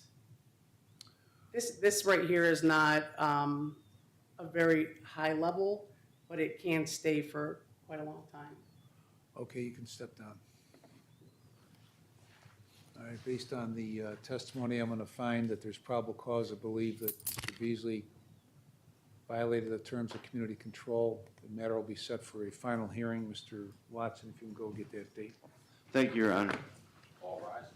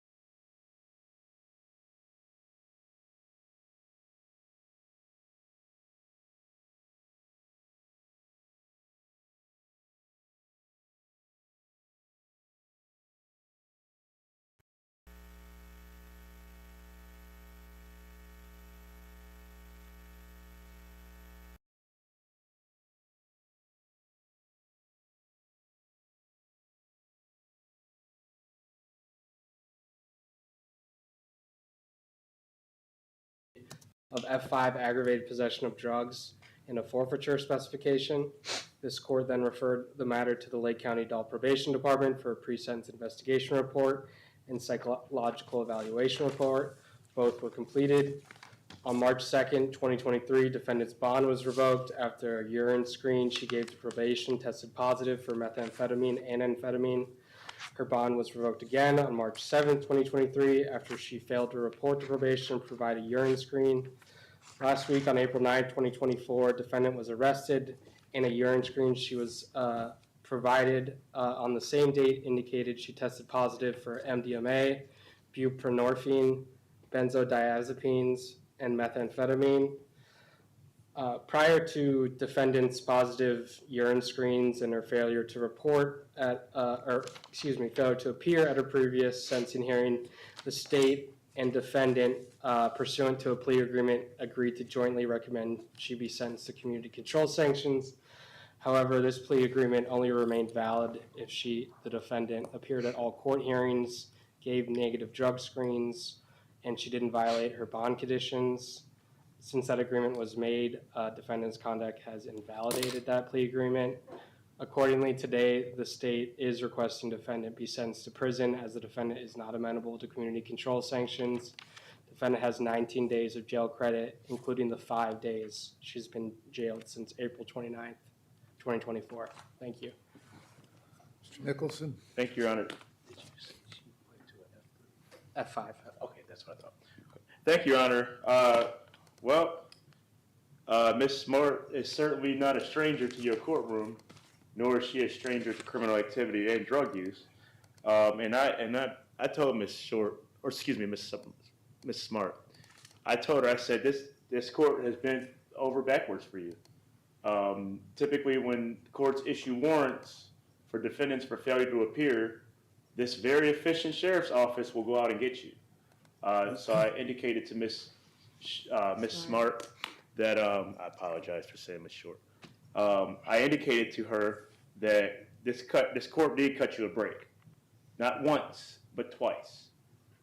This court allowed her to continue doing her Suboxone treatment and did issue a warrant because of a positive drug test, but still allowed Ms. Smart to continue with her treatment.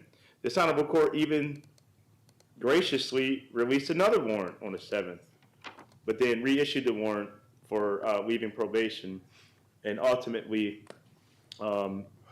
she failed to show for her sentence. So, Your Honor, it's very clear that Ms. Smart has a drug issue, and that I wouldn't be surprised that the year that she's not been in this courtroom and in the community, I imagine she's been doing drugs on and off.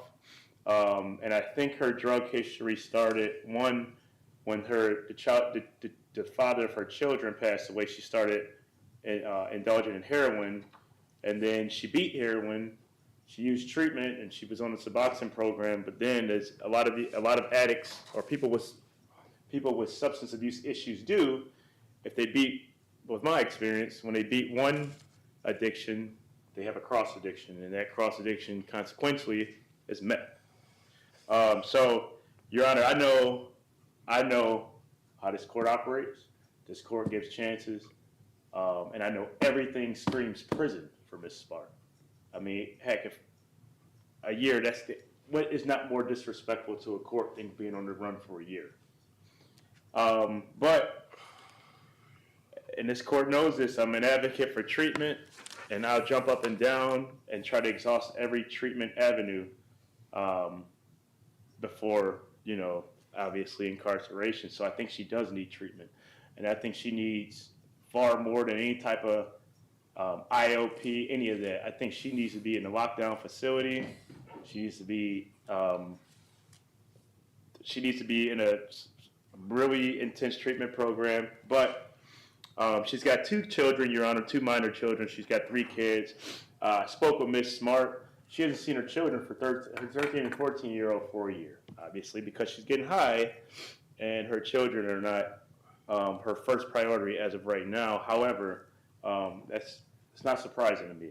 So, Your Honor, I know, like I said, I know everything screams prison for Ms. Smart, And quite frankly, I told her, don't be surprised if you end up going to prison, because this court has exhausted everything. But Your Honor, knowing me, I gotta advocate for treatment because I think everybody can have redemption.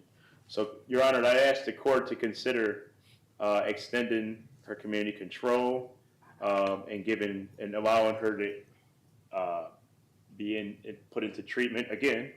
But obviously, Your Honor, we respect the decision of this honorable court. I would ask the court to give her one more shot at treatment.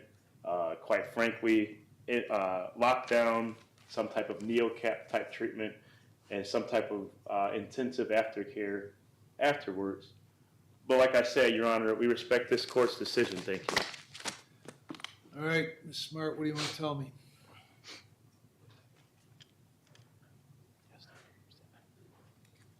What did make me tell you? I'm gonna tell you, I did leave from probation. I submitted urine, it wasn't enough, thank you. And I left because at the time I thought something was more important than staying there, and that was the sexual harassment case that I was fighting with Speedway. I made a poor decision, and I panicked. I didn't know what to do, and I left. And I was trying. In my head, I was figuring it all out. In my head, I was thinking, okay, I'll just get this money, I'll get a lawyer, I will get all this figured out. And I didn't.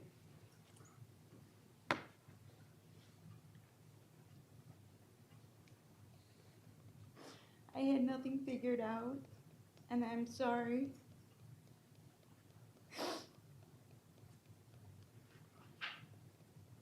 I'm sorry for wasting your time. I'm sorry for wasting.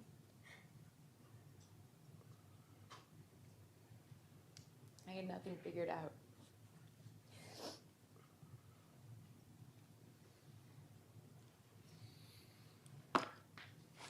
So where have you been?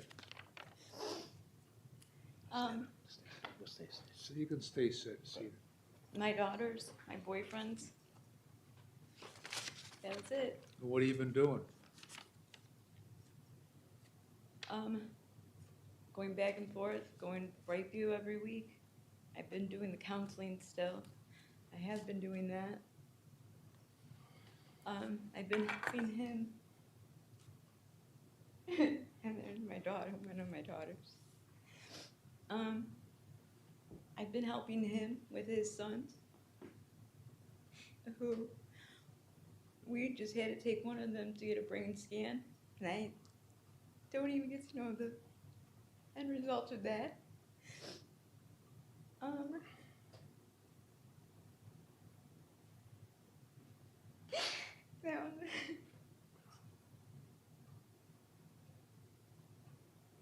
I don't want to waste your time crying, and I'm sorry for crying. I haven't done that in a while.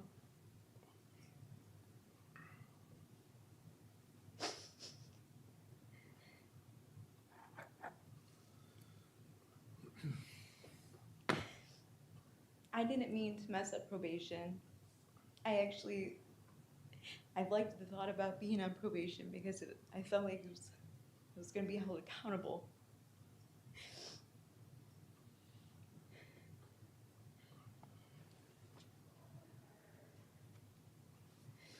So what drugs have you been doing in the last year?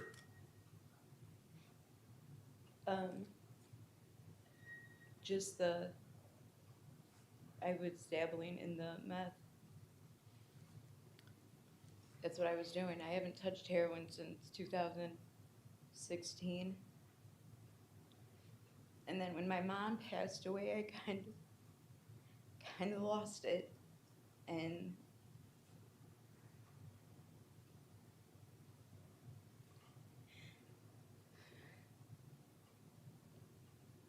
So you My traded mother was- heroin for meth?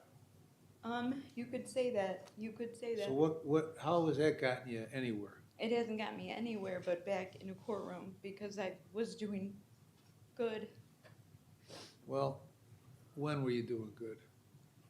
So- Because after you went over for a pre-sentence, the pre-sentence process, after February 9th of '23, you tested positive for meth. Right? When was that? February 27th of '23, Yes, in the probation process, you tested positive for meth and a warrant was put out, right? yes, and then I came back in front of you? Came back in front of me for your scheduled sentencing date on March 7th. Yes. And then there was some discussion about Brightview and some records. Because So they we had said- continued it. We continued the sentencing for you to get the records. Sent you back over to probation, then you left, you walked out. She ain't been around in 14 months.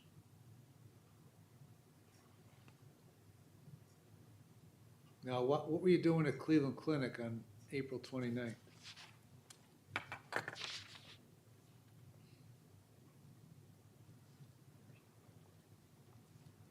April 29th. 29th.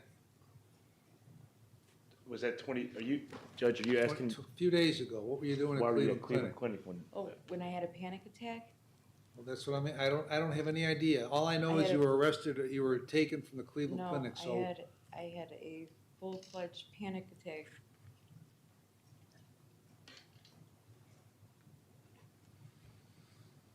And were you tested when you got arrested?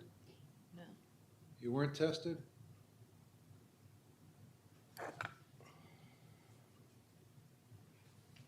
Was she tested, Ms. Canales? Yes, Your Honor. When she entered the jail, she had asked to get back on Suboxone, and in order to do that, she has to submit a urine screen to medical. She tested positive for benzos, methamphetamine, amphetamine, MDMA, and buprenorphine, which is the Suboxone. Suboxone, Adderall, and Xanax. I don't know what MDMA is.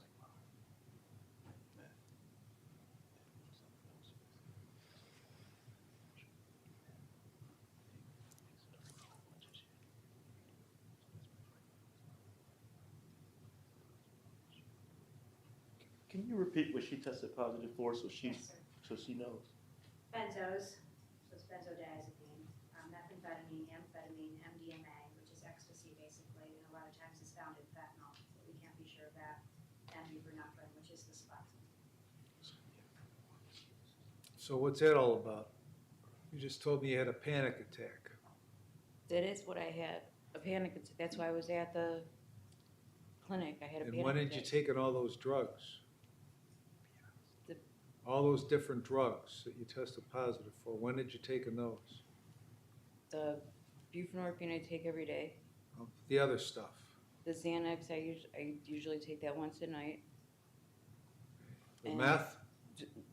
That it was here and there. I The just was ecstasy? honest with you. No, I don't know No? what that is. So that had to have been in And what? whatever they make this stuff with. I just had to ask what it was. Okay, whatever, who makes it with? Whatever it's made with. Who makes it? Who Where are you makes getting the it? meth from? A drug dealer. Okay, who are you getting the meth from? Who? Who? A drug dealer. Okay, who? Oh, you want a name? Yeah, I want a name. Oh, I don't know his actual name. How'd you get a hold of him? I call him How'd you get his number? a friend, Who? Jody. Jody. Jody? Yeah. Dieter. Okay. And where do you meet the drug dealer to get your meth? I go there Where? to his house. Where? In Cleveland. Where in Cleveland? It would be the east side. Okay, east side is a big big part of, it's half of the city. Where? I just know I get off the highway Where? on 52nd, East 52nd, East 152nd? yes, And then where do you go? go left. To what street? See, we have all afternoon and into the evening to do this if you want to No, do I'm it. just trying to remember. I go to, I am being honest.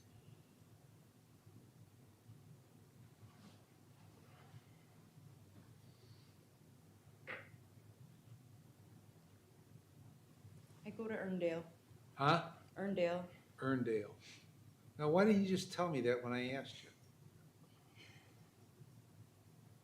Why do you go through this tortured process? It's not because I don't want to get anybody else in trouble. I don't Well, know. why do you give a shit about anybody else when you can't take care of yourself?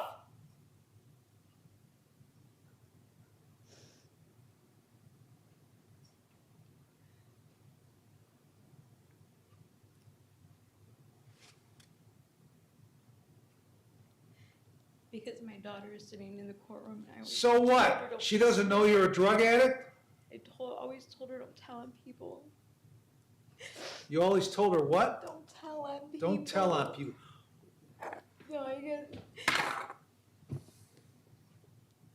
So you're more concerned about not telling on people than you are your own fate. No, Yes, because you just said you don't want to tell on people. no, I said because my daughter is in the courtroom and I didn't want her to look at me like Like what? I'm a snitch. I don't know. Oh, Jesus Christ, you gotta be kidding me. So yes, I go to Erndale to get it. His name is D.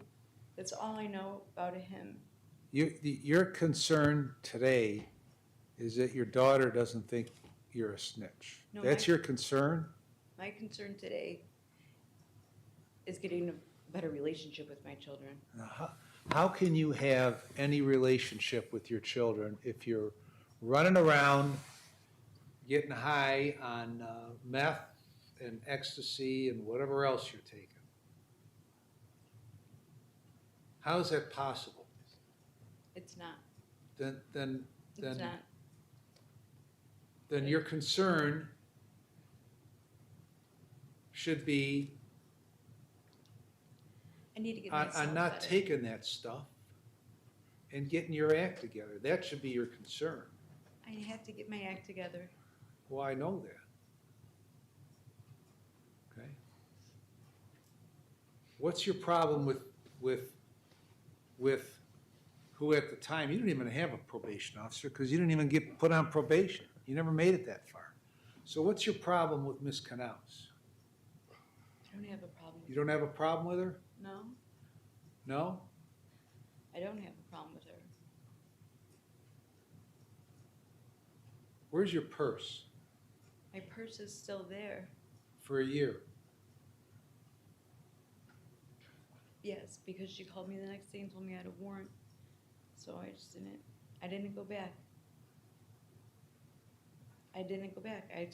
That's why I was saying, Is she caused a problem over there at probation with you? no. Oh, Jesus, that's good.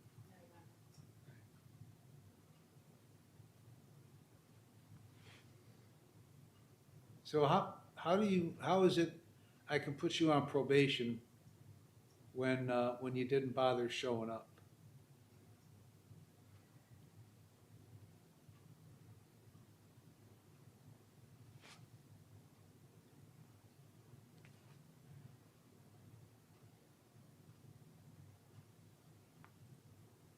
Okay. If you were to look back at all my records, you'll see I never went to court. I always just got caught. I came to your courtroom.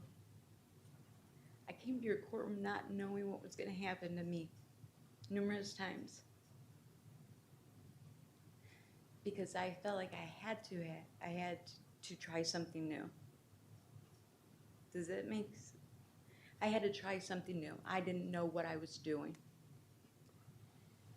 Okay, That's what I meant when I said I was kind of looking forward to the probation because it was something that was gonna hold me accountable. It was somebody that I couldn't bullshit.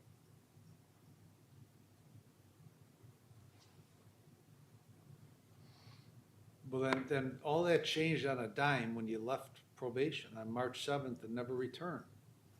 No, because I couldn't pee. That's why you left probation? I think you were higher than a kite when you were here for the sentencing. No, And I you didn't didn't. you didn't wanna go over and test positive, and so you left. And then you spent a year, 14 months, you spent 14 months running around doing drugs, and you got caught. Well, Your Honor, I gave her urine that day.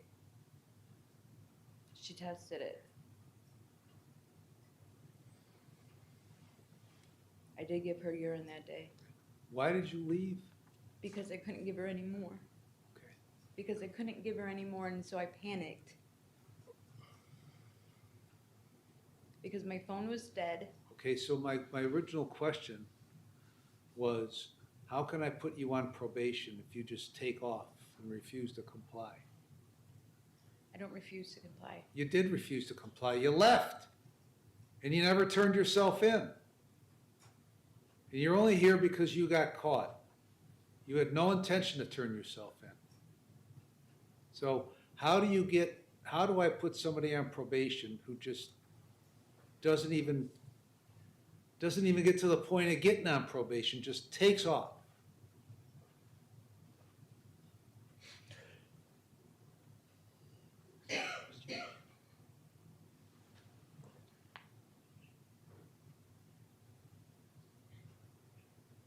I'm,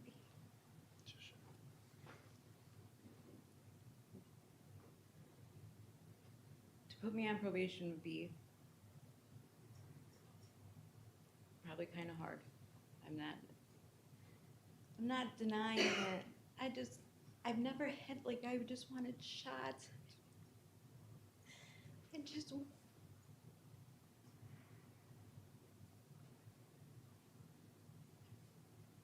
would be a lot of trust.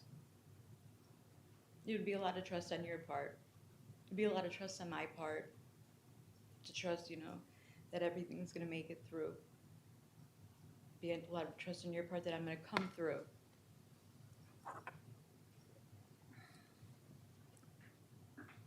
But I'm asking, Your Honor, for one last chance, one last chance. Not one chance because you've given me one chance, it's one last chance.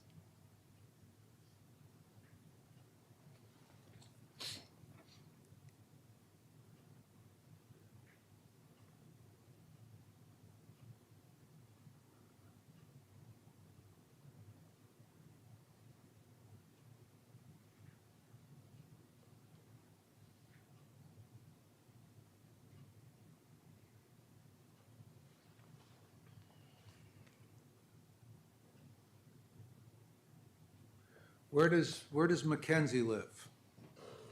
7945 Menor Ave, With who? me and her boyfriend. What does she do? She's a nanny. Huh? She's a nanny.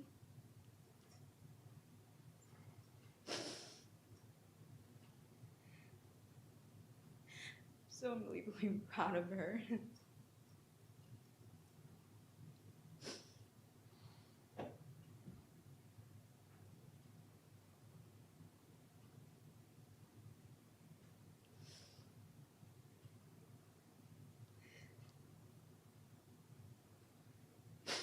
That's my heart right there.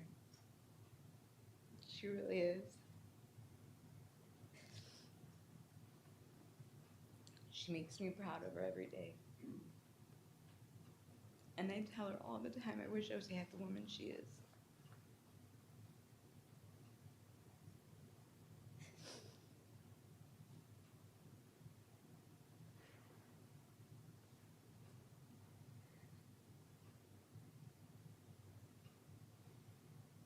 Mr. Hurd? Thank you, Your Honor.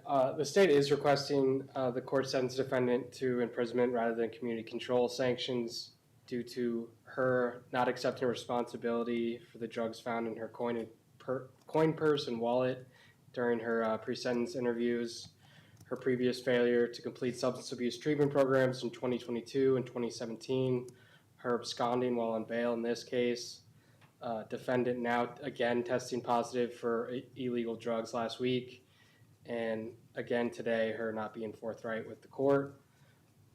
Defendant was previously granted intervention in lieu of conviction in 2017 for a different F5 aggravated possession of drug offense, but her plan in that case was revoked, and she was sentenced to 9 months prison for failing to report and for her being negatively discharged from her opiate recovery program. Also during her pre-sentence interview in this matter, she refused to discuss the drugs that were found or the glass smoking pipe, which again indicates she's not amenable to community control sanctions. So due to her aforementioned behavior, indicating she won't comply with community control sanctions that this court orders, the state would request she be sentenced to a prison term. Thank you. Now, you don't, you had said in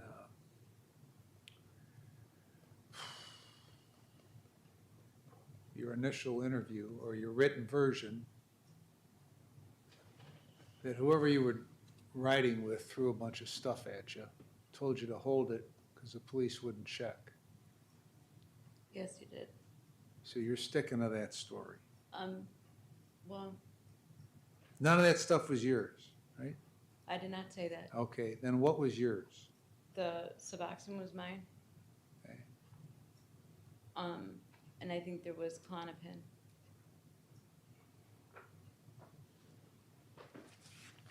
But he also told his best friend who was sitting in the courtroom and my daughter that it was his and that he told me to throw it out the window.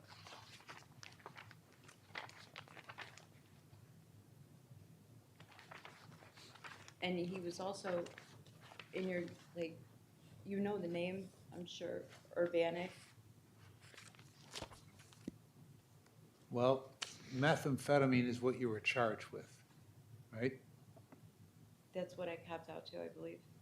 What does that mean, you copped out? What does that mean? What does that mean? What does that mean? That's what,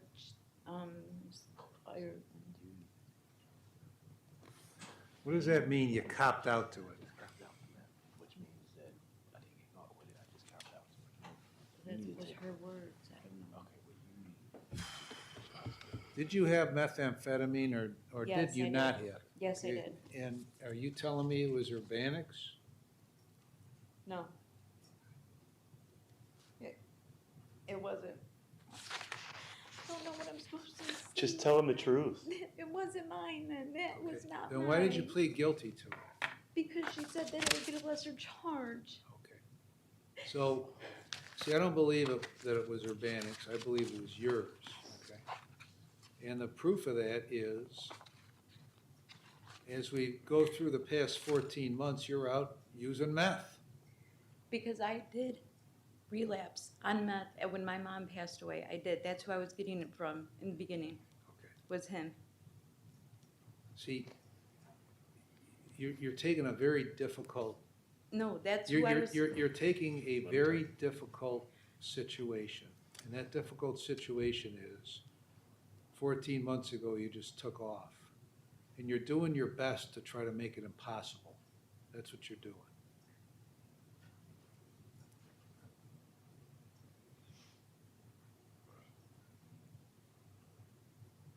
You have an answer for everything, and it's usually line after line of bullshit.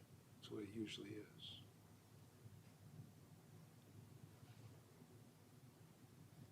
I don't have an answer for anything. Well, I don't know that there is one, okay?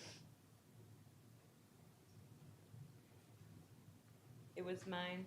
Because you spin your wheels trying to figure out the best way you can to come out of it the best way you can. with the least penalty you can get. Instead of figuring out where this all went wrong and how it's gonna change. Okay? You spend your time not answering my questions because you don't want your daughter to think you're a snitch, rather than figuring out, I better get it together, or I won't be 43 sitting in here, I'll be 63 sitting in here.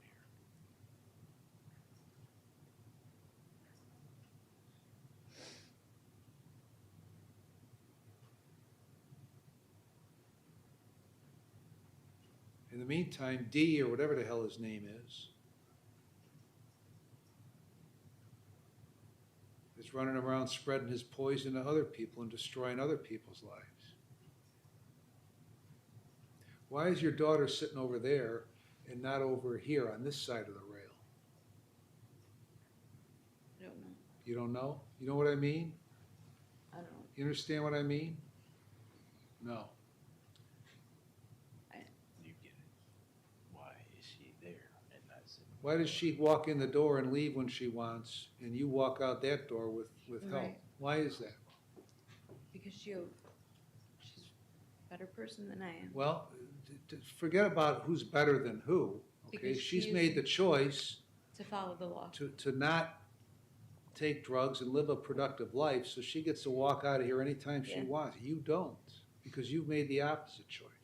You're- And it is a choice. Don't mistake anything here. It is a choice. I know it's a choice. So you seem to be stuck in neutral here, that you're looking for all, you're focusing on all kinds of different things with, except the one thing that's important. Me? Right. Okay, so, I don't know why that is. You better figure out why it is, or you'll continue to sit on this side of the rail. I know.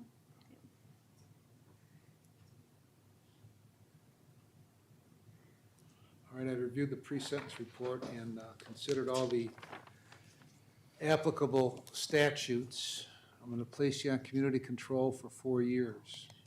You're going to serve 79 days in the Lake County Jail with credit for 19. The last 30 of those days are going to be in the jail treatment program. You're going to complete that, follow all the recommendations.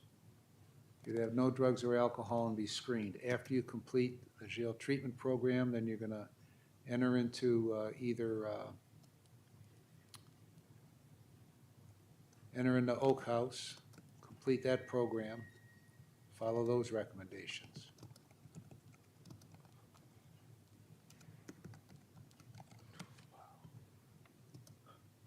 You're going to get a mental health evaluation.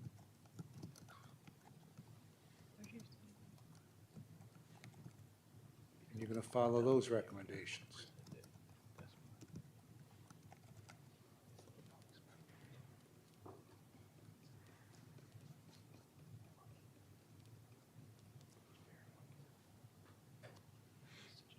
You're going to get full employment.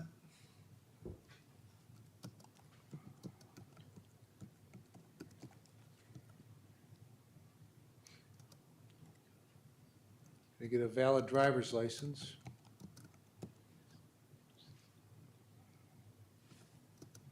You're to go to only one doctor,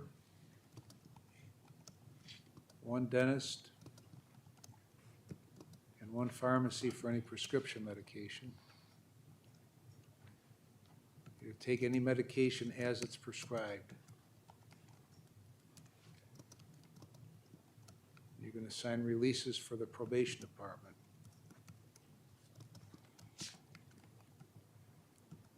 You're going to pay the costs and supervision fees. Ms. Knaus, anything else?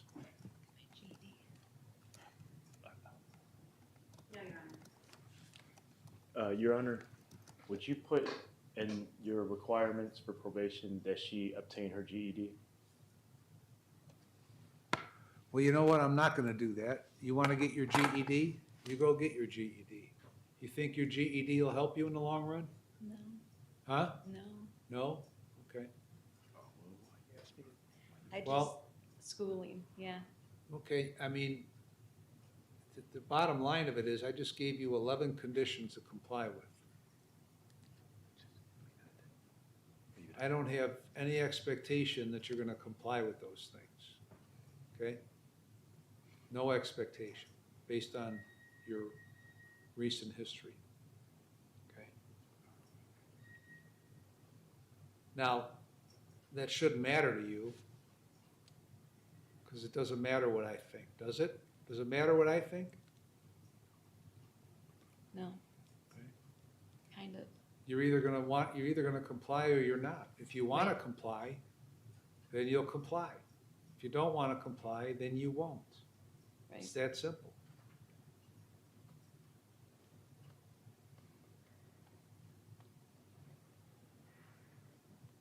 But unless you have a radical change of attitude, I don't think you're gonna make it.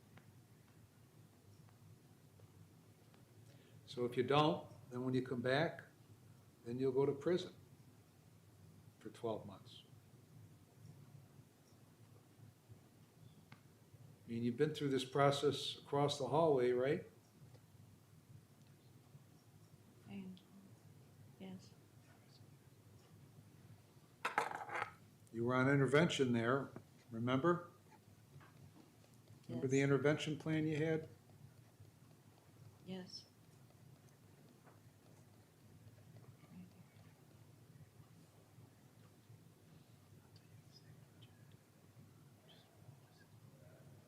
And you didn't complete the opiate recovery program, and he sent you to prison. So, you know what's at stake. You're in the same situation all over again. So you figure out if you want to go that way, or you want to start going the other way. Anything else, Mr. Hurd? Did the court order to submit to random drug screens? All right, thank you. Nothing further, Your Honor. All right, the items are forfeited. Anything else? No, Your Honor.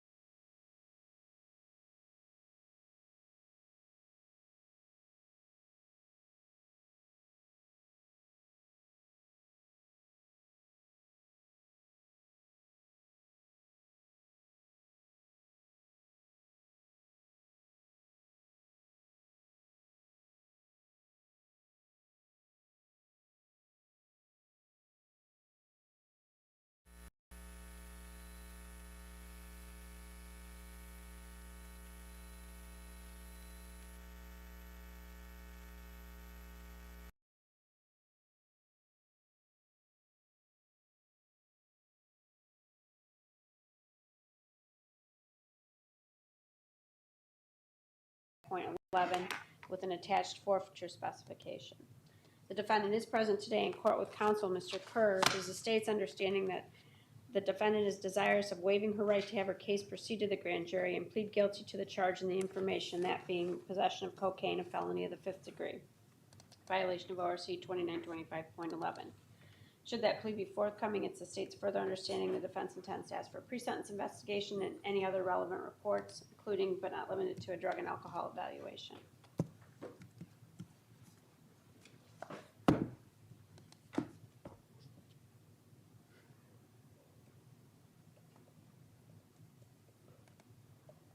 All right, Mr. Kerr.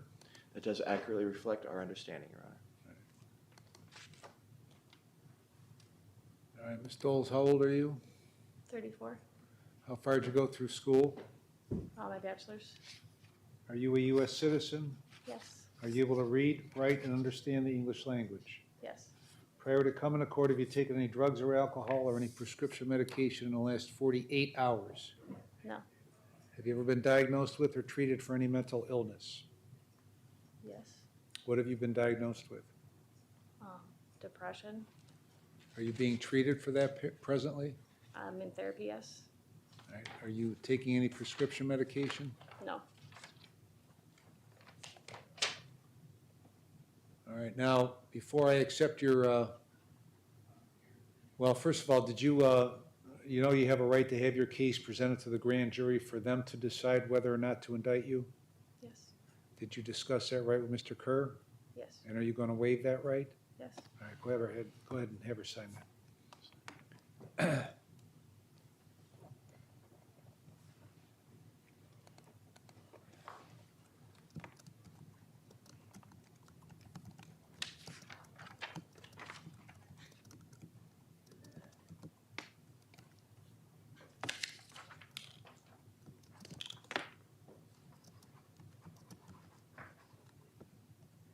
For the record, Judge, I am handing you the written waiver of indictment that was previously provided to Mr. Kerr. It's the state's understanding he reviewed it with his client before coming before you, and we have signed it. On behalf of the state of Ohio. All right, I'll accept the waiver of indictment. Now, before I accept your guilty plea, I need to determine that you know and understand the constitutional rights you'll be waiving, the consequences of your guilty plea, and the maximum penalty I could give you, and I need to be satisfied that your guilty plea is being made freely, knowingly, and voluntarily. I'm going to ask you questions. If you don't understand a question, or you want some more time to talk to Mr. Kerr, let me know and I'll give you more time. You understand that? Yes, You have a constitutional right to have a trial, either to me or to a jury of 12 Lake County citizens. Do you understand that right? yes, Are you waiving that right? yes, If you go to a jury trial, all 12 members must agree to a guilty verdict before you can be found guilty. Do you understand that right? yes, Are you waiving that right? yes, If you go to trial, the prosecutor will call witnesses to testify against you.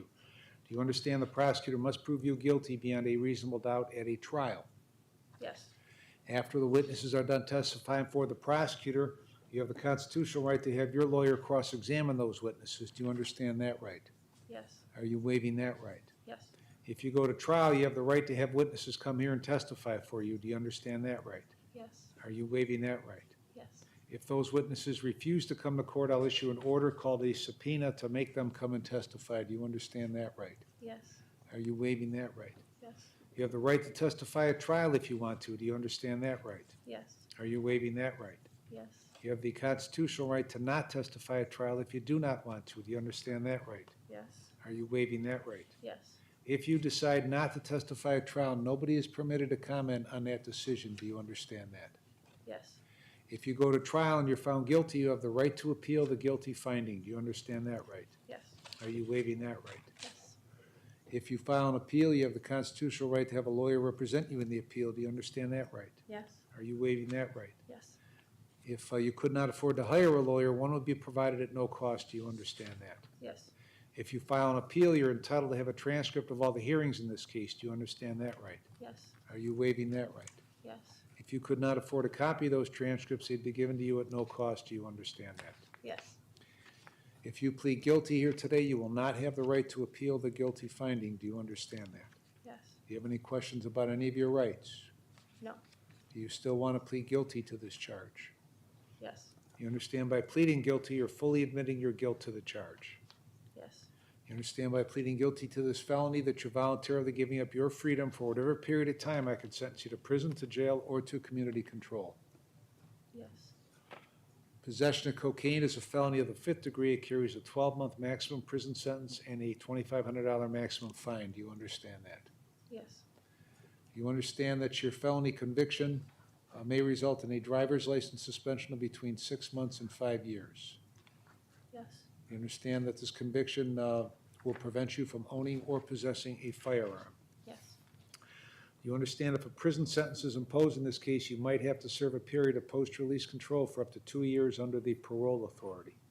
Yes. If you are placed on post-release control and violate any conditions, the parole authority could send you back to prison for up to 9 months for each violation, up to 1/2 of my sentence. You understand that? Yes. If the violation is a new felony, then you could get an additional consecutive prison sentence for that violation. Do you understand that? Yes. If that were to occur, the maximum prison sentence for that violation would be the greater of 12 months or the time you have left under post-release control. Do you understand that? Yes. Do you understand that if a prison sentence is imposed, you are eligible for judicial release? Yes. I could place you on community control for up to 5 years, but if you violate any conditions, I could send you to prison for 12 months. Do you understand that? Yes. Has anybody promised you I would be lenient on you just because you're pleading guilty today? No. Has anybody promised you what I will sentence you to in this case? No. Do you understand I do not have to follow the sentencing recommendation of either the prosecutor or your lawyer? Yes. Have you had enough time to talk with Mr. Kerr before pleading guilty today? Yes. Has he discussed everything about your case and answered all of your questions? Yes. Are you satisfied with the advice he's given you? Yes. Have you been threatened or coerced in any way to plead guilty today? No. Are you freely, knowingly, and voluntarily entering your guilty plea? Yes. Do you have any questions? No. All right, Ms. Naroda, if the case went to trial, what would the evidence show? Your Honor, had the state proceeded to trial on this matter, the state would have brought forth the following facts at trial. And that was this, that on or about February 7th of 2024 in Willoughby Hills, County, Ohio, the defendant possessed cocaine, a Schedule II controlled substance, and the amount did not equal 5 grams. What happened was a call was placed to the Willoughby Hills Police Department for an individual sleeping in a vehicle at a gas pump at the gas station off Bishop Road. When they arrived, they found the defendant seated in her vehicle, sleeping. They opened the front passenger door and roused her and yelled. She eventually woke up.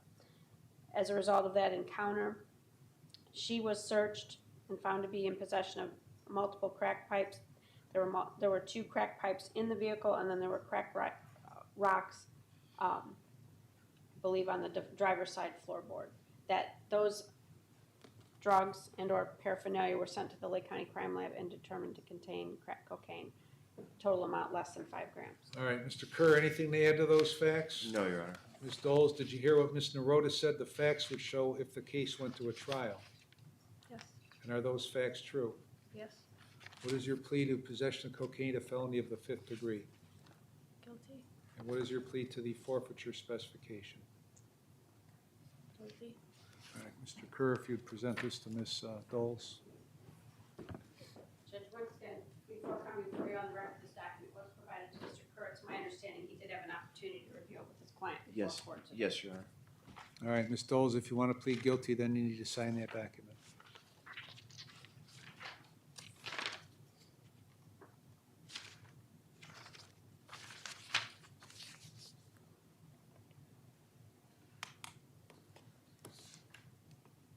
Here.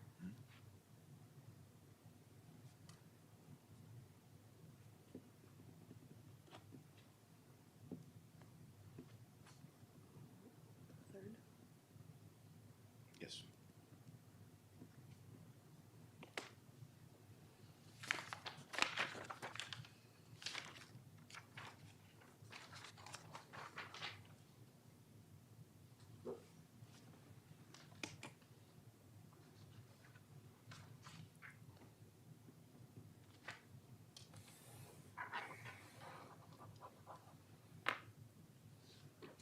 For the record, Judge, I'm handing you the written plea of guilty. The defendant and her counsel have signed it. I have witnessed on behalf of the state.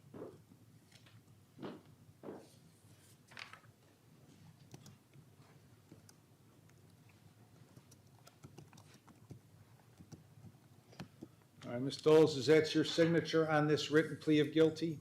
Yes. Did you sign it voluntarily? Yes. And do you want me to accept your written plea of guilty? Yes. All right, I'll accept the written plea of guilty. Defendant was present when Mr. Kerr advised of all of her rights, made a knowing, intelligent, voluntary waiver of those rights. She understands the nature of the charge, the consequence of her guilty plea, and the maximum penalty.